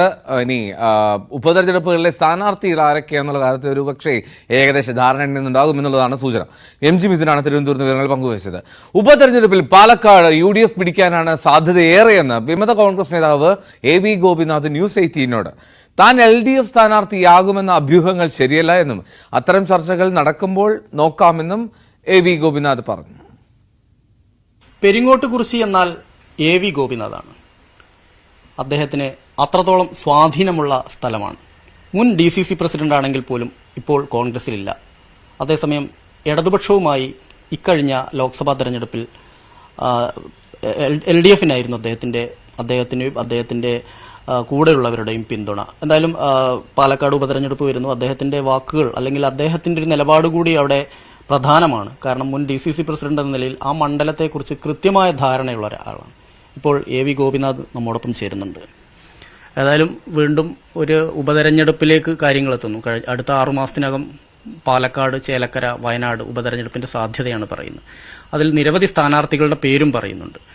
അപ്പോൾ BJP പറയുന്നത് കഴിഞ്ഞ തവണ കൈവിട്ടുപോയത് ഇത്തവണ തിരിച്ചു പിടിക്കുന്നതാണ്. എങ്ങനെയാണ് കോൺഗ്രസ് തിരിച്ചു പിടിക്കുമോ അതോ BJP ആണോ? CPM-ന് LDF-ന് വലിയൊരു സാധ്യതയുള്ള സ്ഥലമല്ല ഇപ്പോൾ പാലക്കാട്. എങ്ങനെയാണ് നിങ്ങൾ ഇതിനെ കാണുന്നത്? എൻ്റെ അഭിപ്രായം അവിടെ കോൺഗ്രസ് ശക്തിയോട് തിരിച്ചു വരും എന്നാണ് ഞാൻ കാണുന്നത്. BJP ടൗണിൻ്റെ അകത്ത് മാത്രം കേന്ദ്രീകരിച്ച ഒരു പാർട്ടിയാണ്. ഗ്രാമപഞ്ചായത്തുകളിൽ BJPക്ക് ശക്തമായ വേരോട്ടം ഉണ്ടായിട്ടില്ല. അതുകൊണ്ട് ഏത് സാഹചര്യത്തിലും കോൺഗ്രസ് സ്ഥാനാർത്ഥി അവിടെ ജയിക്കും എന്നാണ് എനിക്ക് തോന്നിയിട്ടുള്ളത്. പണ്ടെല്ലാം രാഷ്ട്രീയ പ്രവർത്തനം നടക്കുന്ന സമയത്ത് അത്തരമൊരു സമീപനവും കണക്കൂട്ടലും കൊണ്ടാണ് ഞങ്ങൾ തെരഞ്ഞെടുപ്പിനെ നേരിട്ടുള്ളത്. അതിൻ്റെ ഗുണം ഇന്ത്യൻ നാഷണൽ കോൺഗ്രസിന് ലഭിക്കുകയും ചെയ്തിട്ടുണ്ട്. കോൺഗ്രസ് അധികാരത്തിൽ വരും എന്ന് തന്നെയാണ് അവിടെ ജയിക്കുന്ന തന്നെ എൻ്റെ വിശ്വാസം. അവിടെ LDF-ന് വലിയൊരു സാധ്യത അല്ലെങ്കിൽ പോലും അവിടെ ഇപ്പോൾ പറഞ്ഞു കേൾക്കുന്ന പേരുകളിൽ LDF സ്ഥാനാർത്ഥിയായി താങ്കളുടെ പേരുണ്ട്. AV ഗോപിനാഥ് LDF സ്ഥാനാർത്ഥിയാവും എന്നൊക്കെയുള്ള രീതിയിലുള്ള പറഞ്ഞു കേൾക്കുന്ന കാര്യങ്ങളാണ്. അത് ഔദ്യോഗികമായ തീരുമാനങ്ങളൊന്നുമല്ല. എങ്കിൽ പോലും അങ്ങനെ വരികയാണെങ്കിൽ താങ്കളുടെ ഒരു നിലപാട് എന്തായിരിക്കും? താങ്കൾ സ്ഥാനാർത്ഥിയാകുമോ? LDF-നൊപ്പം ചേരുമോ? ജനങ്ങളിങ്ങനെ പറയും. പാർട്ടി ഔദ്യോഗികമായി കമ്മ്യൂണിസ്റ്റ് പാർട്ടി ആരുമായിട്ടും ചർച്ച നടത്തിയിട്ടില്ല എന്നാണ് എനിക്ക് മനസ്സിലാക്കാൻ കഴിഞ്ഞിട്ടുള്ളത്. എന്നോട് ചോദിച്ചാലേ എൻ്റെ അഭിപ്രായം എനിക്ക് പറയാൻ കഴിയും. വളരെയധികം ആരോഗ്യ പ്രശ്നങ്ങളുമായി നിൽക്കുന്ന ഒരാളാണ് ഞാനിപ്പോൾ. അതുകൊണ്ട് ഞാൻ അതിനെക്കുറിച്ച് ചിന്തിച്ചിട്ടൊന്നുമില്ല. പാർട്ടി അത്തരം നിർദ്ദേശം കമ്മ്യൂണിസ്റ്റ് പാർട്ടി എൻ്റെ മുന്നിൽ വെച്ചിട്ടുമില്ല. അതുകൊണ്ട് അത്തരം ഒരു വിഷയത്തെക്കുറിച്ച് ആലോചിക്കേണ്ടതില്ല എന്നാണ് എനിക്ക് തോന്നുന്നത്. പാർട്ടി ഇങ്ങനെ ആവശ്യപ്പെട്ട് കഴിഞ്ഞാൽ, മുന്നണി ആവശ്യപ്പെട്ട് കഴിഞ്ഞാൽ താങ്കൾ മത്സരിക്കുന്നതിൽ ബുദ്ധിമുട്ടുണ്ട്? ആരോഗ്യ പ്രശ്നങ്ങളല്ല ഏതെങ്കിലും രീതിയിൽ അലട്ടുമോ? പ്രശ്നത്തിന് തടസ്സമാവുമോ? അല്ല, ഞാൻ ഇടതുപക്ഷ ജനാധിപത്യ മുന്നണിക്ക് ഈ തെരഞ്ഞെടുപ്പിൽ പിന്തുണ കൊടുത്തു എന്ന് പറഞ്ഞു ശരിയാണ്. കാരണം കോൺഗ്രസ് എന്നെ പുറത്താക്കിയിരിക്കുകയാണ്. അപ്പോൾ സ്വാഭാവികമായും പുറത്താക്കിയാൽ പിന്നെ ആ പാർട്ടിയെ പിന്തുണ കൊടുക്കാൻ കഴിയില്ലല്ലോ. അതിന് പല നിയമപ്രശ്നങ്ങൾ, ഒരു സദസ്സിലും ഒന്നിച്ചിരിക്കാൻ കഴിയില്ല. ഞാൻ ഒറ്റയ്ക്ക് കോൺഗ്രസ് വന്നിറക്കും. സ്വാഭാവികമായും അങ്ങനെ വന്നപ്പോഴാണ് ഇടതുപക്ഷ ജനാധിപത്യ മുന്നണിക്ക് പിന്തുണ കൊടുത്തത്. അത് ഞാൻ ഈ തെരഞ്ഞെടുപ്പിൽ മാത്രം കൊടുത്തൊരു പിന്തുണയാണ്. സ്ഥായിയായി ഞാനൊരു തീരുമാനമൊന്നും പറഞ്ഞിട്ടില്ല എവിടേക്ക് എന്താന്നുള്ളത്. അതുകൊണ്ട് പാർട്ടി എന്നോട് ഈ കാര്യത്തെക്കുറിച്ച് ചർച്ച ചെയ്യുമോ എന്ന് എനിക്കറിയില്ല. അത്തരമൊരു സാഹചര്യം വരുമ്പോൾ ഞാൻ എൻ്റെ നിലപാട് വ്യക്തമാക്കി പറയും.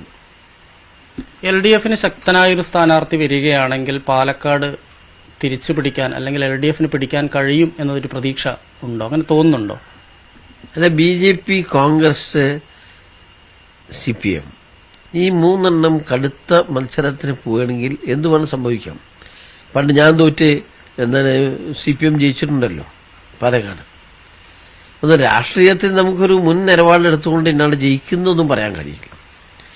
അത് മത്സരത്തിന്റെയും സ്ഥാനാർത്ഥിയുടെയും സാഹചര്യങ്ങളെ കുറിച്ചിരിക്കും. അതുകൊണ്ട് എന്തുകൊണ്ടും കോൺഗ്രസ് ജയിക്കും. പക്ഷേ BJPയും CPM വലിയ പോരാട്ടം നടത്തിയാൽ എന്ത് സംഭവിക്കുന്നു ഇപ്പം എനിക്ക് പറയാൻ കഴിയില്ല. എങ്കിലും അവിടെ കോൺഗ്രസിനൊരു സാധ്യത എന്തായാലും മുന്നിൽ തന്നെയാണ് അല്ലേ? അല്ല, കോൺഗ്രസിന് സാധ്യതയുണ്ടെന്നാണ് എൻ്റെ അഭിപ്രായം.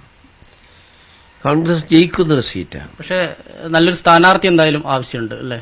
നല്ല സ്ഥാനാർത്ഥി അനിവാര്യ. രാഹുൽ മാങ്കൂട്ടത്തിന്റെ പേരാണ് ഇപ്പോൾ സജീവ പരിഗണനയിലുള്ളത്. രാഹുലിനെ പോലെ ഒരാൾ അവിടെ മത്സരിച്ചു കഴിഞ്ഞാൽ ജയസാധ്യത എത്രത്തോളമാണ്? അതൊന്നും എനിക്ക് പറയാൻ കഴിയില്ല. ആര് വരും, എന്ത് വരും, അതൊക്കെ അവരുടെ ആഭ്യന്തര കാര്യങ്ങളാണ്. കോൺഗ്രസ് അല്ലാത്തത് കൊണ്ട് എനിക്കതിനെക്കുറിച്ചൊന്നും ഞാൻ പ്രതികരിക്കുന്നത് ശരിയല്ല ഇന്നത്തെ ഘട്ടത്തിൽ. പക്ഷെ കോൺഗ്രസിന് നല്ലൊരു സീറ്റാണത്. അത്തരം തന്നെ എനിക്ക് അതിനെക്കുറിച്ച് പ്രതികരിക്കാൻ പറ്റും. ഒരു സർപ്രൈസ് കാൻഡിഡേറ്റ് ആയിരിക്കും BJP മുന്നോട്ട് വെക്കുന്നതെന്ന് പറയുന്നു.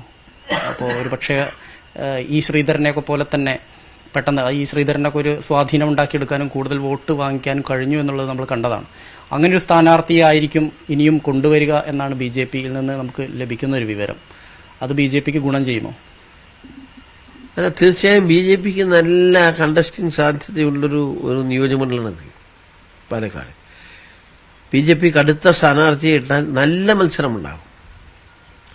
പാലക്കാട് ചരിത്രത്തിൽ ഏറ്റവും നല്ല ഒരു മത്സരമായി മാറും എന്നാണ് എനിക്ക് തോന്നിയിട്ടുള്ളത്. ഈ ഒരു മത്സരത്തിന്റെ ഭാഗമാകാൻ അപ്പൊ താങ്കളും ഉണ്ടാവും എന്ന് പ്രതീക്ഷിക്കാമോ?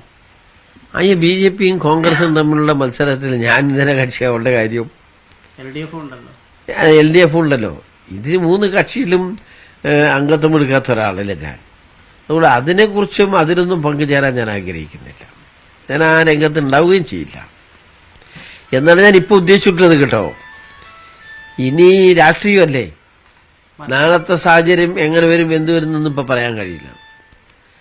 പക്ഷെ ഇത്ര നേരം എനിക്ക് തോന്നിയിട്ടുള്ളത് കോൺഗ്രസ് സ്ഥാനാർത്ഥി ജയിക്കാൻ സാധ്യതയുള്ള നല്ല ഒരു നിയോജകമണ്ഡലമാണ്. സ്ഥാനാർത്ഥി എങ്ങനെയായിരിക്കണം? അവിടെ വരുന്നൊരു സ്ഥാനാർത്ഥിയുടെ ഒരു പ്രത്യേകതകൾ, ഒരു ക്വാളിറ്റി, നല്ല ഒരു സ്ഥാനാർത്ഥി ആയിരിക്കണം അവിടെ. ഇപ്പോൾ UDFനാണെങ്കിലും ഇപ്പോൾ UDF ആണ് ജയിക്കാൻ സാധ്യത ഉണ്ടെങ്കിൽ എങ്ങനത്തെ സ്ഥാനാർത്ഥിയായിരിക്കണം പൊതുവെ? ജില്ലയ്ക്ക് പുറത്തുള്ള ആളോ അല്ലെങ്കിൽ ജില്ലയ്ക്ക് ഉള്ളിലുള്ള ആൾക്കാണോ സാധ്യത കൂടുതൽ? എങ്ങനെയാണ് കാണുന്നത്? അങ്ങനെയൊന്നുമില്ല. പാർട്ടിയുടെ സ്ഥാനാർത്ഥി വരിക എന്നല്ലാണ്ട് നമുക്ക് ജില്ലയ്ക്ക് പുറത്തോ വരത്തോ എന്നും പറഞ്ഞിട്ടൊന്നും ഒരു തർക്കം വരേണ്ട കാര്യങ്ങളില്ല. Party efficient.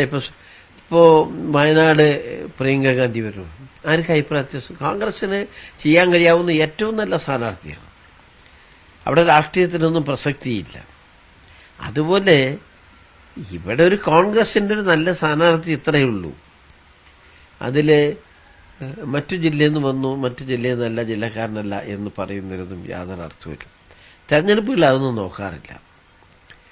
പാർട്ടിക്കൊരു നല്ല സ്ഥാനാർത്ഥി വേണം, അത് പാർട്ടിയാണ് തീരുമാനിക്കേണ്ടത്. അപ്പോൾ പാർട്ടി തെരഞ്ഞെടുത്ത് കുഴപ്പമില്ലാത്ത ഒരു സ്ഥാനാർത്ഥിയെ വെക്കുമല്ലോ, അത്രയും നമുക്കതിന് പ്രതീക്ഷിക്കാൻ കഴിയും. എന്നാൽ പോലും ഇപ്പോൾ താങ്കൾ കോൺഗ്രസിലില്ല, CPMലില്ല, BJPയിൽ ഒരു രാഷ്ട്രീയ പാർട്ടിയിലുള്ള, എങ്കിൽ പോലും UDFന് അവിടെ സ്ഥാനാർത്ഥിയാവാൻ കൊള്ളാവുന്ന ഒരാൾ ഇപ്പോൾ രാഹുൽ മാങ്കൂട്ടത്തിൻ്റെ പേരുണ്ട്, VT ബൽറാമിൻ്റെ പേരുണ്ട്, അങ്ങനെയുള്ള പേരുകളൊക്കെ ഉണ്ട്. ഇതിൽ താങ്കൾക്ക് അങ്ങനെ എന്തെങ്കിലും അഭിപ്രായം ഉണ്ടോ? എനിക്ക് ഒരിക്കലും അങ്ങനെ അഭിപ്രായമില്ല. അത് പാർട്ടി തീരുമാനിക്കേണ്ട സ്ഥാനാർത്ഥികളാണ്. പാർട്ടി ആരെങ്കിലും ഒരാളെ ആ കൃത്യസമയത്ത് നോക്കി പ്രഖ്യാപിക്കും. അതല്ലാതെ നമുക്കതിലുള്ള കാര്യങ്ങളില്ല. BJPയിലില്ല, CPMിലുമില്ല, കോൺഗ്രസിലുമില്ല. അത് അവരുടെ അധികാരപരിധിപ്പെട്ട കാര്യങ്ങളാണ്. അതിനെക്കുറിച്ച് എന്നെപ്പോലുള്ള ഒരാൾ പ്രതികരിക്കുന്നത് രാഷ്ട്രീയ വിഡ്ഢിത്തരമല്ലേ, അതിലേക്കൊന്നും ഞാനില്ല ഇപ്പം.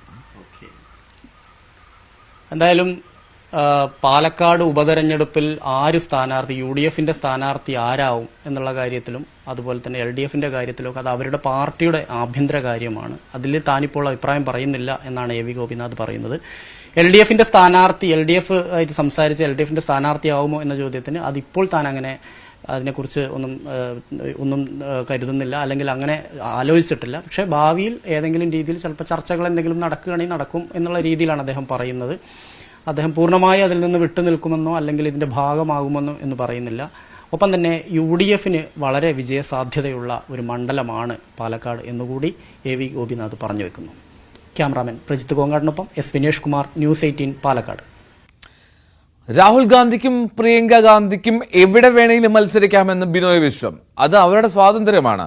BJPക്ക് ശക്തിയേറെയുള്ള നോർത്ത് ഇന്ത്യയിൽ മത്സരിക്കണോ, BJP ഒരിക്കലും ജയിക്കാത്ത വയനാട് തെരഞ്ഞെടുക്കണോ എന്നും രാഹുലിനെ മൂക്കിനപ്പുറം കാണാത്ത കേരളത്തിലെ കോൺഗ്രസുകാർ നിർബന്ധിച്ച് വയനാട്ടിൽ മത്സരിപ്പിച്ചതാണ് എന്നും ബിനോയ് വിശ്വം പറഞ്ഞു. ഞാൻ രാഹുൽ ഗാന്ധിയെ വ്യക്തിപരമായി അന്നും ഇന്നും വിമർശിക്കുന്നില്ല. രാഹുൽ ഗാന്ധി മൂക്കിനപ്പുറം കാണാത്ത കേരളത്തിലെ കോൺഗ്രസ് നേതാക്കന്മാരുടെ സമ്മർദ്ദപ്രകാരം വയനാട്ടിലേക്ക് വന്നുവെന്നാണ് എൻ്റെ വിശ്വാസം. ഈ രാഷ്ട്രീയം രാഹുൽ ഗാന്ധിക്ക് മനസ്സിലാകും. ഞാൻ മനസ്സിലാക്കിയ രാഹുൽ ഗാന്ധിക്ക് ഈ രാഷ്ട്രീയം മനസ്സിലാക്കാൻ കെൽപ്പുണ്ട്, രാഷ്ട്രീയമായ ധാരണയുണ്ട്, ആശയ വ്യക്തതയുണ്ട്. ആ രാഹുൽ ഗാന്ധിയെ ദൂരക്കാഴ്ചയില്ലാത്ത രാഷ്ട്രീയ കൈയാളി ശീലിച്ച കേരളത്തിലെ കോൺഗ്രസ് നേതൃത്വം നിർബന്ധിച്ച് വയനാട്ടിൽ കൊണ്ടുവന്നു. രാഹുൽ ഗാന്ധി ജയിച്ചു. ആ വിജയത്തിൻ്റെ രണ്ടാമത്തെ ആഴ്ച രാഹുൽ ഗാന്ധി രാജിവെച്ചു. ഇതായിരുന്നു കേരളത്തിലെ കോൺഗ്രസ് നേതാക്കളുടെ പദ്ധതിയെങ്കിൽ ഈ പദ്ധതിയുടെ ശില്പികൾക്ക്, കാരണക്കാർക്ക് തീർച്ചയായിട്ടും ഇതുപോലൊരു പൊളിറ്റിക്കൽ എന്താ പറയേണ്ട വാക്ക്, ആ വാക്ക് എന്താണോ ആ വാക്ക്, അതിലേക്ക് രാഹുൽ ഗാന്ധിയെ പോലൊരു വലിയ മനുഷ്യനെ വലിച്ചുടക്കേണ്ട കാര്യമില്ലായിരുന്നു. അവർ കൊണ്ടുവന്നു. എന്തായാലും അവർ രാജിവെപ്പിച്ചു. വീണ്ടും ലക്ഷം വരുന്നു. ഞങ്ങൾ മത്സരിക്കും. ഉൾപാർട്ടി ജനാധിപത്യം ഉയർത്തിപ്പിടിക്കുന്ന പാർട്ടിയാണ് CPI എന്ന് ബിനോയ് വിശ്വം. ഏത് ഘടകങ്ങളിലും പാർട്ടിക്ക് ചർച്ചകൾ നടത്താം. ചർച്ചകൾ ഏതെങ്കിലും മാധ്യമങ്ങൾക്ക് ചോർത്തി കൊടുക്കുന്നത് നല്ലതല്ല. അവർ ഒറ്റുകാരാണ്. സ്വന്തം മാതാവിനെ ഒറ്റുകൊടുക്കുന്നത് പോലെ മ്ലേച്ഛമാണ്. അത് കമ്മ്യൂണിസ്റ്റ് പാർട്ടികളുടെ ശൈലിയല്ല എന്നും ബിനോയ് വിശ്വം പറഞ്ഞു. അല്ലെങ്കിൽ അവർ ഒറ്റുകാരായില്ല. സ്വന്തം പാർട്ടിയെ ഒറ്റുകൊടുക്കാൻ മടിക്കാത്ത ഒറ്റുകാർ. അതുമല്ലെങ്കിൽ പണം വാങ്ങിയിട്ട് ഈ നദികെട്ട പ്രവൃത്തി നടത്തുന്നതായിരിക്കും. ഇത് മൂന്നേ സാധ്യതയുള്ളൂ. അത് മൂന്നായാലും സ്വന്തം മാതാവിനെ ഒറ്റുകൊടുക്കും പോലെ അത് മ്ലേച്ഛമാണ്, അപഹാസ്യമാണ്. കമ്മ്യൂണിസ്റ്റ് പാർട്ടി അതിനെ ഒരിക്കലും മാനിക്കുകയില്ല. കമ്മ്യൂണിസ്റ്റ് പാർട്ടിയുടെ നീതിബോധം പറയുന്നത് അമ്മയെപ്പോലെ പാർട്ടിയെ സ്നേഹിക്കണം, പാർട്ടിയെ ബഹുമാനിക്കണം, പാർട്ടിയെ കാണണമെന്നാണ്. അതറിയാത്തവർ ഇത് ചെയ്യുന്നു. അവരെപ്പറ്റി നിങ്ങൾക്ക് പുച്ഛമുണ്ട്, പുച്ഛം ഞങ്ങൾക്കുമുണ്ട്. അവരുടെ കയ്യിലെ ഒരു കളിപ്പാവയല്ല ഈ പാർട്ടി. സംസ്ഥാനത്തെ ക്ഷേമ പെൻഷൻ വിതരണത്തിലെ പ്രതിസന്ധി ഇന്ന് പ്രതിപക്ഷം നിയമസഭയിൽ ഉന്നയിക്കും. അടിയന്തര പ്രമേയ നോട്ടീസായിട്ടായിരിക്കും വിഷയം സഭയിൽ വരിക. PC വിശ്വനാഥ് നോട്ടീസ് നൽകും. വ്യവസായം, സാമൂഹ്യക്ഷേമം വകുപ്പുകളുടെ ധനാഭ്യർത്ഥന ചർച്ചയും ഇന്ന് സഭയിൽ നടക്കും. സിറോ മലബാർ സഭ സിനഡിന്റെ അടിയന്തര യോഗം ഇന്നും തുടരും. നിർണായക തീരുമാനങ്ങൾ സിനഡ് യോഗത്തിൽ ഉണ്ടാകുമെന്നുള്ളതാണ് സൂചന. ഏകീകൃത കുർബാന അംഗീകരിക്കില്ല എന്ന് നിലപാടെടുത്ത വിമത വിഭാഗത്തിനെതിരെ അന്തിമ നടപടി പ്രഖ്യാപിക്കാനായിരുന്നു ജൂൺ 14 അടിയന്തര സിനഡ് യോഗം തീരുമാനിച്ചത്. എന്നാൽ യോഗത്തിൽ സമവായമുണ്ടായില്ല.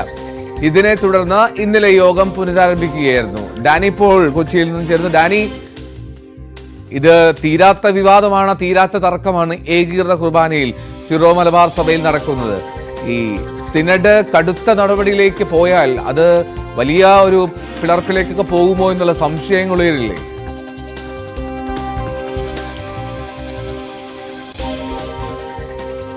തീർച്ചയായും എൽദോ, അതിന് ഒരു സംശയവുമില്ല. കാരണം ഇത് ദൂരവ്യാപകമായ വലിയ രീതിയിലുള്ള പ്രത്യാഘാതങ്ങൾ ഉണ്ടാക്കുമെന്ന കാര്യത്തിൽ യാതൊരു സംശയവുമില്ല. ഒരു പിളർപ്പ് അതൊരു സഭയെ സംബന്ധിച്ചിടത്തോളം, സിറോ മലബാർ സഭയെ സംബന്ധിച്ചിടത്തോളം എത്രത്തോളം അത് ഉൾക്കൊള്ളാൻ കഴിയും, അതിൻ്റെ ഒരു മുറിവുകൾ ഒരു വലുതായിരിക്കും. വിശ്വാസികളുടെ അടക്കം സൃഷ്ടിക്കുന്ന ഉത്തമമായ ബോധ്യം സഭാ നേതൃത്വത്തിന് തന്നെയുണ്ട്. അതുകൊണ്ട് ആ രീതിയിലേക്ക് കാര്യങ്ങൾ കൊണ്ടുപോകരുത് എന്നൊരു പൊതുചിന്ത ആ സിനഡിലടക്കം ഉയർന്നിട്ടുണ്ട് എന്നാണ് മനസ്സിലാക്കാൻ സാധിക്കുന്നത്. കാരണം അത്തരത്തിലുള്ള ഒരു പങ്കുവയ്ക്കലുകൾ, ആശയങ്ങൾ പങ്കുവയ്ക്കലുകൾ സിനഡിൽ ഉയർന്നിട്ടുണ്ട്.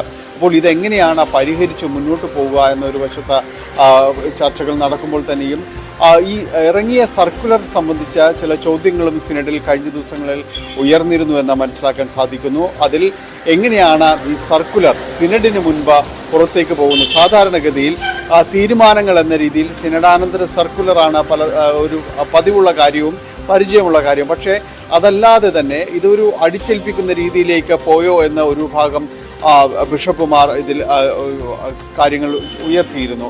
അതിൽ പ്രത്യേകിച്ച് ഇതിലൊരു അടിച്ചേൽപ്പിക്കുന്ന രീതി എത്രമാത്രം ആശാസ്യമാണ് ഇങ്ങനെയൊരു കാര്യങ്ങൾ മുന്നോട്ട് പോകുമ്പോൾ. പലതവണ ഒഴിവുകൾ നൽകിയിട്ടുണ്ട് എന്ന കാര്യങ്ങൾ പറയുമ്പോൾ പോലും ഇതൊരു പുരോഹിതരെ അടക്കം വിലക്കാനുള്ള തീരുമാനം, സഭാഭാഷയിൽ പറഞ്ഞാൽ മഹറം ചൊല്ലുന്ന ഒരു തീരുമാനത്തിലേക്ക് പോകുന്നത് എത്ര കണ്ട് നിലനിൽക്കും എന്നതടക്കമുള്ള ചോദ്യങ്ങൾ ഇതിൽ ഉയർന്നിരുന്നു. പ്രത്യേകിച്ച് എറണാകുളം ജില്ലക്കാരായ എറണാകുളത്തിൽ നിന്ന് പോയ ബിഷപ്പുമാർ അവർ പല അതിരൂപതകളിലടക്കം അവർ സേവനം അനുഷ്ഠിക്കുന്നുണ്ട്. അവർ അതിലൊരു കൃത്യമായൊരു വിയോജനക്കുറിപ്പ് രേഖപ്പെടുത്തിയിട്ടുണ്ട് എന്നാണ് അറിയാനായിട്ട് സാധിക്കുന്നത്.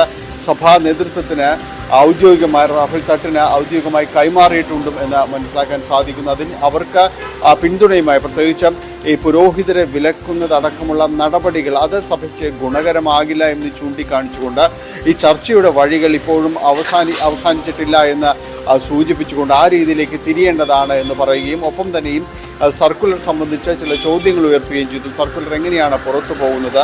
ഈ സഭാ കുര്യയുമായി ബന്ധപ്പെട്ട ചില സംശയങ്ങൾ പൊതുവിൽ നിലനിൽക്കുന്നുണ്ട്.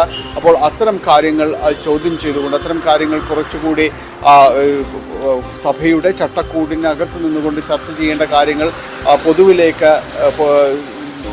നീക്കപ്പെടുന്നു എന്ന ആ രീതിയിലേക്കടക്കം ചില സംശയങ്ങൾ ഉയരുന്നുണ്ട്. അപ്പോൾ ഈ സർക്കുലറിന് സംബന്ധിയായ കാര്യങ്ങളിലും എല്ലാം തന്നെ ചർച്ചകൾ നടന്നിരുന്നു. എന്തായാലും ഇന്ന് ഇത് സംബന്ധിയായ കാര്യങ്ങളിൽ ഒരു വിശദീകരണം ഉണ്ടാകുമെന്നാണ് നമ്മൾ പ്രതീക്ഷിക്കുന്നത്.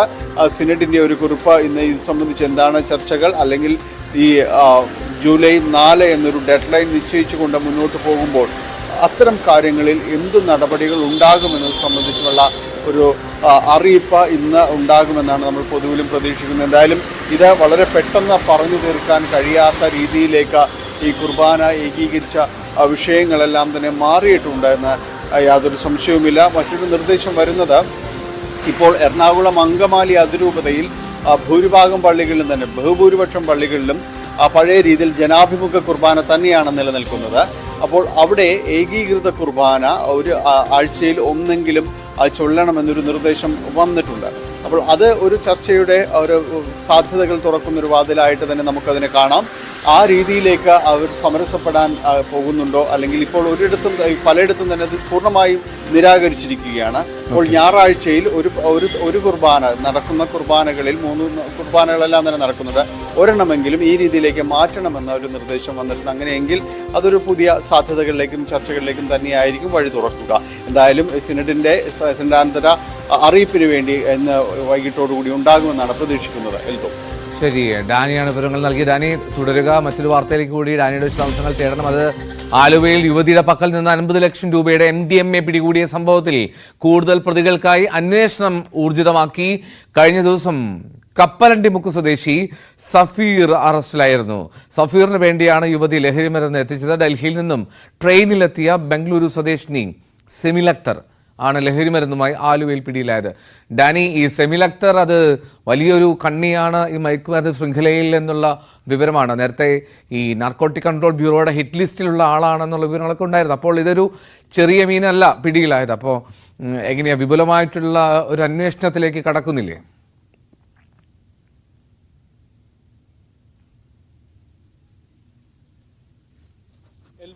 അന്വേഷണം കാര്യക്ഷമമായി പുരോഗമിക്കുകയാണ്. കാരണം ഈ സർമിൻ അക്തർ ബംഗളൂരു സ്വദേശിയാണ്. അവർ ഡൽഹിയിൽ നിന്നും ഇങ്ങോട്ട് ഈ ലഹരി മരുന്ന് എത്തിക്കുന്നു എന്നത് സംബന്ധിച്ച് ഇന്ത്യയുടെ പല ഭാഗങ്ങളിൽ നിന്നുമായിട്ട് അവർ പലയിടങ്ങളിലേക്ക് ലഹരി മരുന്ന് കൊണ്ടുപോകുന്നുണ്ട് എന്ന വിവരങ്ങൾ NCBക്ക് ലഭിച്ചിരുന്നു. ഇതിൻ്റെ അടിസ്ഥാനത്തിൽ 2 തവണയാണ് ഇവരെ ചോദ്യം ചെയ്തിട്ടുള്ളത്. പലയിടങ്ങളിൽ നിന്നായിട്ട് അവരെ പിടികൂടുകയും ചോദ്യം ചെയ്യുകയും ചെയ്തിരുന്നു. പക്ഷേ ഈ ലഹരി മരുന്നുമായിട്ട് അവരെ പിടികൂടുന്നതിന് സാധിച്ചില്ല. അതുകൊണ്ട് കൃത്യമായൊരു ട്രാക്കിംഗ് ഇവരെ സംബന്ധിച്ചിടത്തോളം എസ് പിക്ക് ഉണ്ടായിരുന്നു എന്ന് തന്നെയാണ്. ആ വിവരമാണ് പിന്നീട് റൂറൽ എസ് പിക്ക് കൈമാറുന്നത്. വൈഭവ് സക്സേനയുടെ നിർദ്ദേശപ്രകാരമാണ് പിന്നീട് അറസ്റ്റ് സംഭവിക്കുന്നത്. ഇത് വാട്ടർ ഹീറ്ററിന് അകത്ത് ഒളിപ്പിച്ച നിലയിലായിരുന്നു. ഏതാണ്ട് 60 ലക്ഷത്തോളം രൂപ വരുന്ന MDMA ആണ് ഇവരിൽ നിന്ന് കണ്ടെടുക്കുകയും ചെയ്തത്. ഇവർ ഡൽഹിയിൽ നിന്ന് എറണാകുളത്തേക്ക് സഞ്ചരിക്കുകയായിരുന്നു.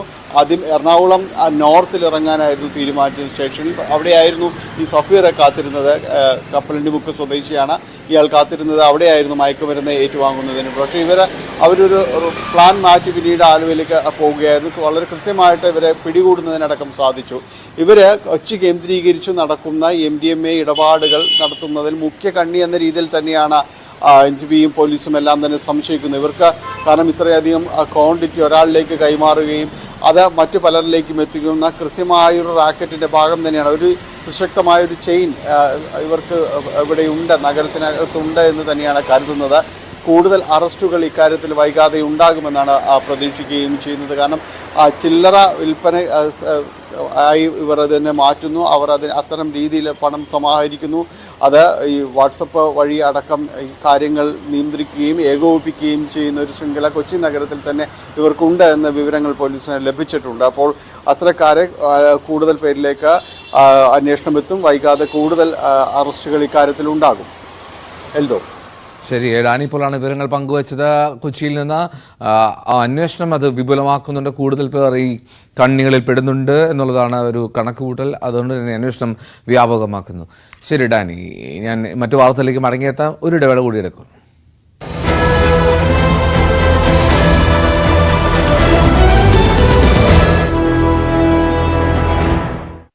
നേതൃത്വത്തിന് വലിയൊരു താല്പര്യമില്ലായിരുന്നു. ഈ ഒരു സാഹചര്യത്തിൽ രമ്യയെ തന്നെ അവിടെ സ്ഥാനാർത്ഥിയാക്കേണ്ടതുണ്ടോ എന്നുള്ള ഒരു ഇതിലേക്ക് പോകുന്നുണ്ട്. മറ്റൊന്ന് തുളസിയാണ്. തുളസിയുടെ പേര് സജീവ പരിഗണനയിൽ ഉള്ളതാണ് ചേലക്കരയിൽ.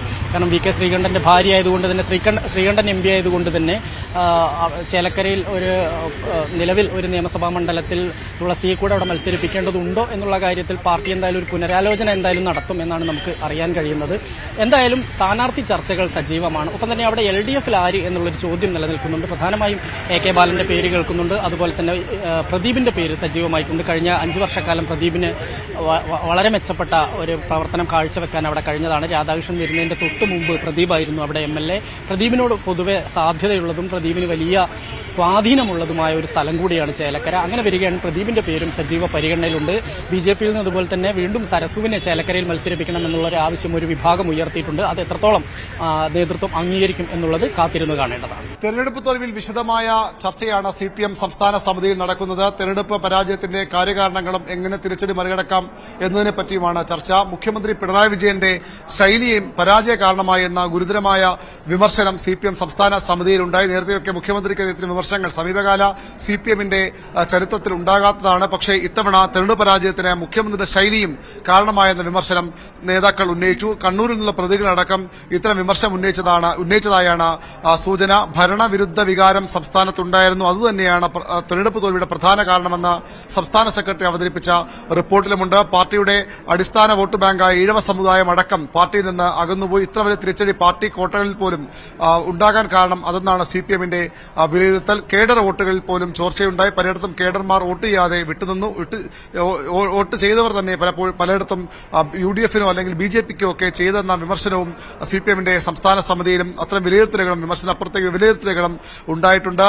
മുഖ്യമന്ത്രിക്കെതിരെ വിമർശനത്തിൽ കൂടുതൽ മുഖ്യമന്ത്രിയെ ലക്ഷ്യമിട്ടുള്ള ഏകപക്ഷീയമായ വിമർശനമായതിന് പകരം എല്ലാ കാരണങ്ങളും ചർച്ച ചെയ്യുന്നതിൽ മുഖ്യമന്ത്രിയുടെ ശൈലിയും പരാജയത്തിന് കാരണമായെന്ന വിമർശനമാണ് പൊതുവിൽ സംസ്ഥാന സമിതിയിൽ ഉയർന്നത്. സംസ്ഥാന സമിതിയിൽ ഇന്നും നാളെയും ചർച്ച തുടരും. തെറ്റുതിരുത്തലിന് വേണ്ടി CPM സംസ്ഥാന സെക്രട്ടറി മാർഗരേഖ സംസ്ഥാന സമിതിക്ക് മുമ്പാകെ വയ്ക്കും.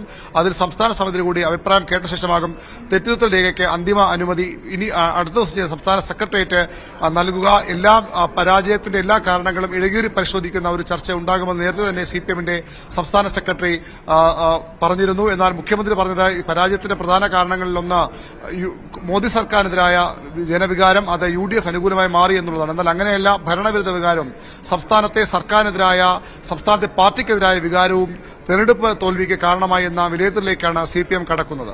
പാലക്കാട് ഉപതെരഞ്ഞെടുപ്പിൽ UDF സ്ഥാനാർത്ഥിയായി പ്രഥമ പരിഗണനയിലുള്ളത് രാഹുൽ മാങ്കൂട്ടത്തിൽ തന്നെയാണ്. രാഹുൽ മാങ്കൂട്ടത്തിനെ സ്ഥാനാർത്ഥിയാക്കണം എന്നുള്ളൊരു നിലപാടാണ് ഷാഫി പറമ്പിൽ MP സ്വീകരിച്ചിട്ടുള്ളത്. അതുകൊണ്ട് തന്നെ ഒരു പ്രഥമ പരിഗണന രാഹുൽ മാങ്കൂട്ടത്തിന് നൽകണം എന്നുള്ളൊരു നിലപാടാണുള്ളത്. ഇക്കാര്യത്തിൽ കോൺഗ്രസ് നേതൃത്വത്തിനും എതിർപ്പില്ല എന്നുള്ളതാണ് അറിയാൻ കഴിയുന്നത്. എങ്കിൽ പോലും VT ബൽറാമിനെ പോലെ കുറച്ചുകൂടെ ശക്തനായ ഒരു സ്ഥാനാർത്ഥി വേണം എന്നാവശ്യപ്പെടുന്നവരും കോൺഗ്രസിനകത്തുണ്ട്. പക്ഷേ ഈ പ്രധാനമായും പാലക്കാട് പോലുള്ള സ്ഥലത്തിൽ CPM-ൽ നിന്ന് ഒരു വോട്ട് ലഭിക്കേണ്ടതുണ്ട്. അങ്ങനെ വരികയാണെങ്കിൽ CPM ഒരു ദുർബലനായ സ്ഥാനാർത്ഥിയാണ് നിർത്തുന്നതെങ്കിൽ ജയിക്കാനുള്ളൊരു സാധ്യത കൂടുതലാണ് എന്ന് തന്നെയാണ് കോൺഗ്രസ് വിലയിരുത്തുന്നത്. അതുകൊണ്ട് തന്നെ VT ബൽറാമിനെ പോലെ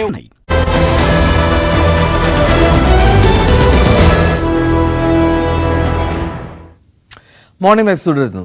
ആലപ്പുഴ ചേർത്തല താലൂക്ക് ആശുപത്രിയുടെ വൈദ്യുതി ബന്ധം ബോധപൂർവം തകരാറിലാക്കിയതായി കണ്ടെത്തൽ.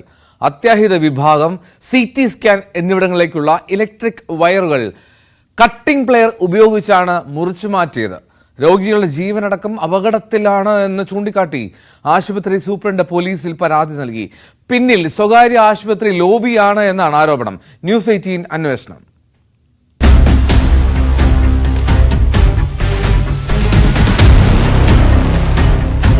കഴിഞ്ഞ 11-ന് രാത്രി 8 മണിയോടെയാണ് ചേർത്തല താലൂക്ക് ആശുപത്രിയിലെ CT സ്കാൻ, എക്സ്റേ മെഷീനുകളിലേക്കുള്ള വൈദ്യുത ബന്ധം തകരാറിലായതായി ജീവനക്കാർ കണ്ടെത്തുന്നത്. പവർ സപ്ലൈയിലൂടെ മെഷീനിലേക്ക് കടന്നു വരുന്ന വൈദ്യുതി ഹൈ ലോ വോൾട്ടേജുകളിലായി മാറിമറിഞ്ഞതോടെ സ്കാനിംഗ് യൂണിറ്റിലെ ജീവനക്കാർ വിവരം ആശുപത്രി സൂപ്രണ്ട് സുജാ സൂസനെ അറിയിച്ചു.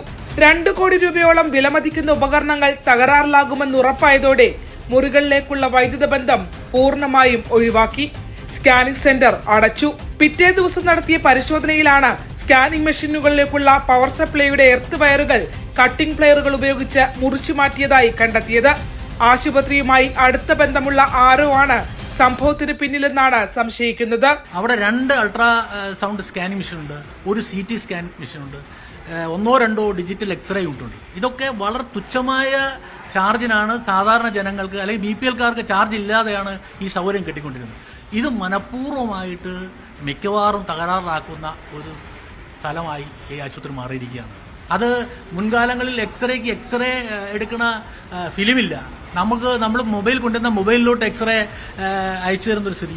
അപ്പോൾ സ്വാഭാവികമായിട്ട് ഒരു വിശ്വാസ്യത നഷ്ടപ്പെടുത്തിക്കൊണ്ട് ആശുപത്രിയെ തകർക്കാനായിട്ട് ആശുപത്രിയുടെ അകത്തുനിന്നും പുറത്തുനിന്നും ഒരു ലോബിയിങ് ഉണ്ട് എന്ന കാര്യത്തിൽ യാതൊരു സംശയവുമില്ല. സംഭവങ്ങൾ ചൂണ്ടിക്കാട്ടി ആശുപത്രി സൂപ്രണ്ട് ചേർത്തല DYSPക്ക് പരാതി നൽകി. സമാനമായ രീതിയിൽ ആശുപത്രിയിലെ അത്യാഹിത വിഭാഗത്തിലെ വൈദ്യുതി ബന്ധവും മെയ് 5-ന് തകരാറിലാക്കിയിരുന്നതായി പരാതിയിലുണ്ട്. രോഗികളുടെ ജീവനടക്കം അപകടത്തിലാണെന്ന് ചൂണ്ടിക്കാട്ടി ആശുപത്രി സൂപ്രണ്ട് സുജാ സൂസൻ പോലീസിന് നൽകിയ പരാതിയുടെ പകർപ്പ് ന്യൂസ് 18-ന് ലഭ്യമായി.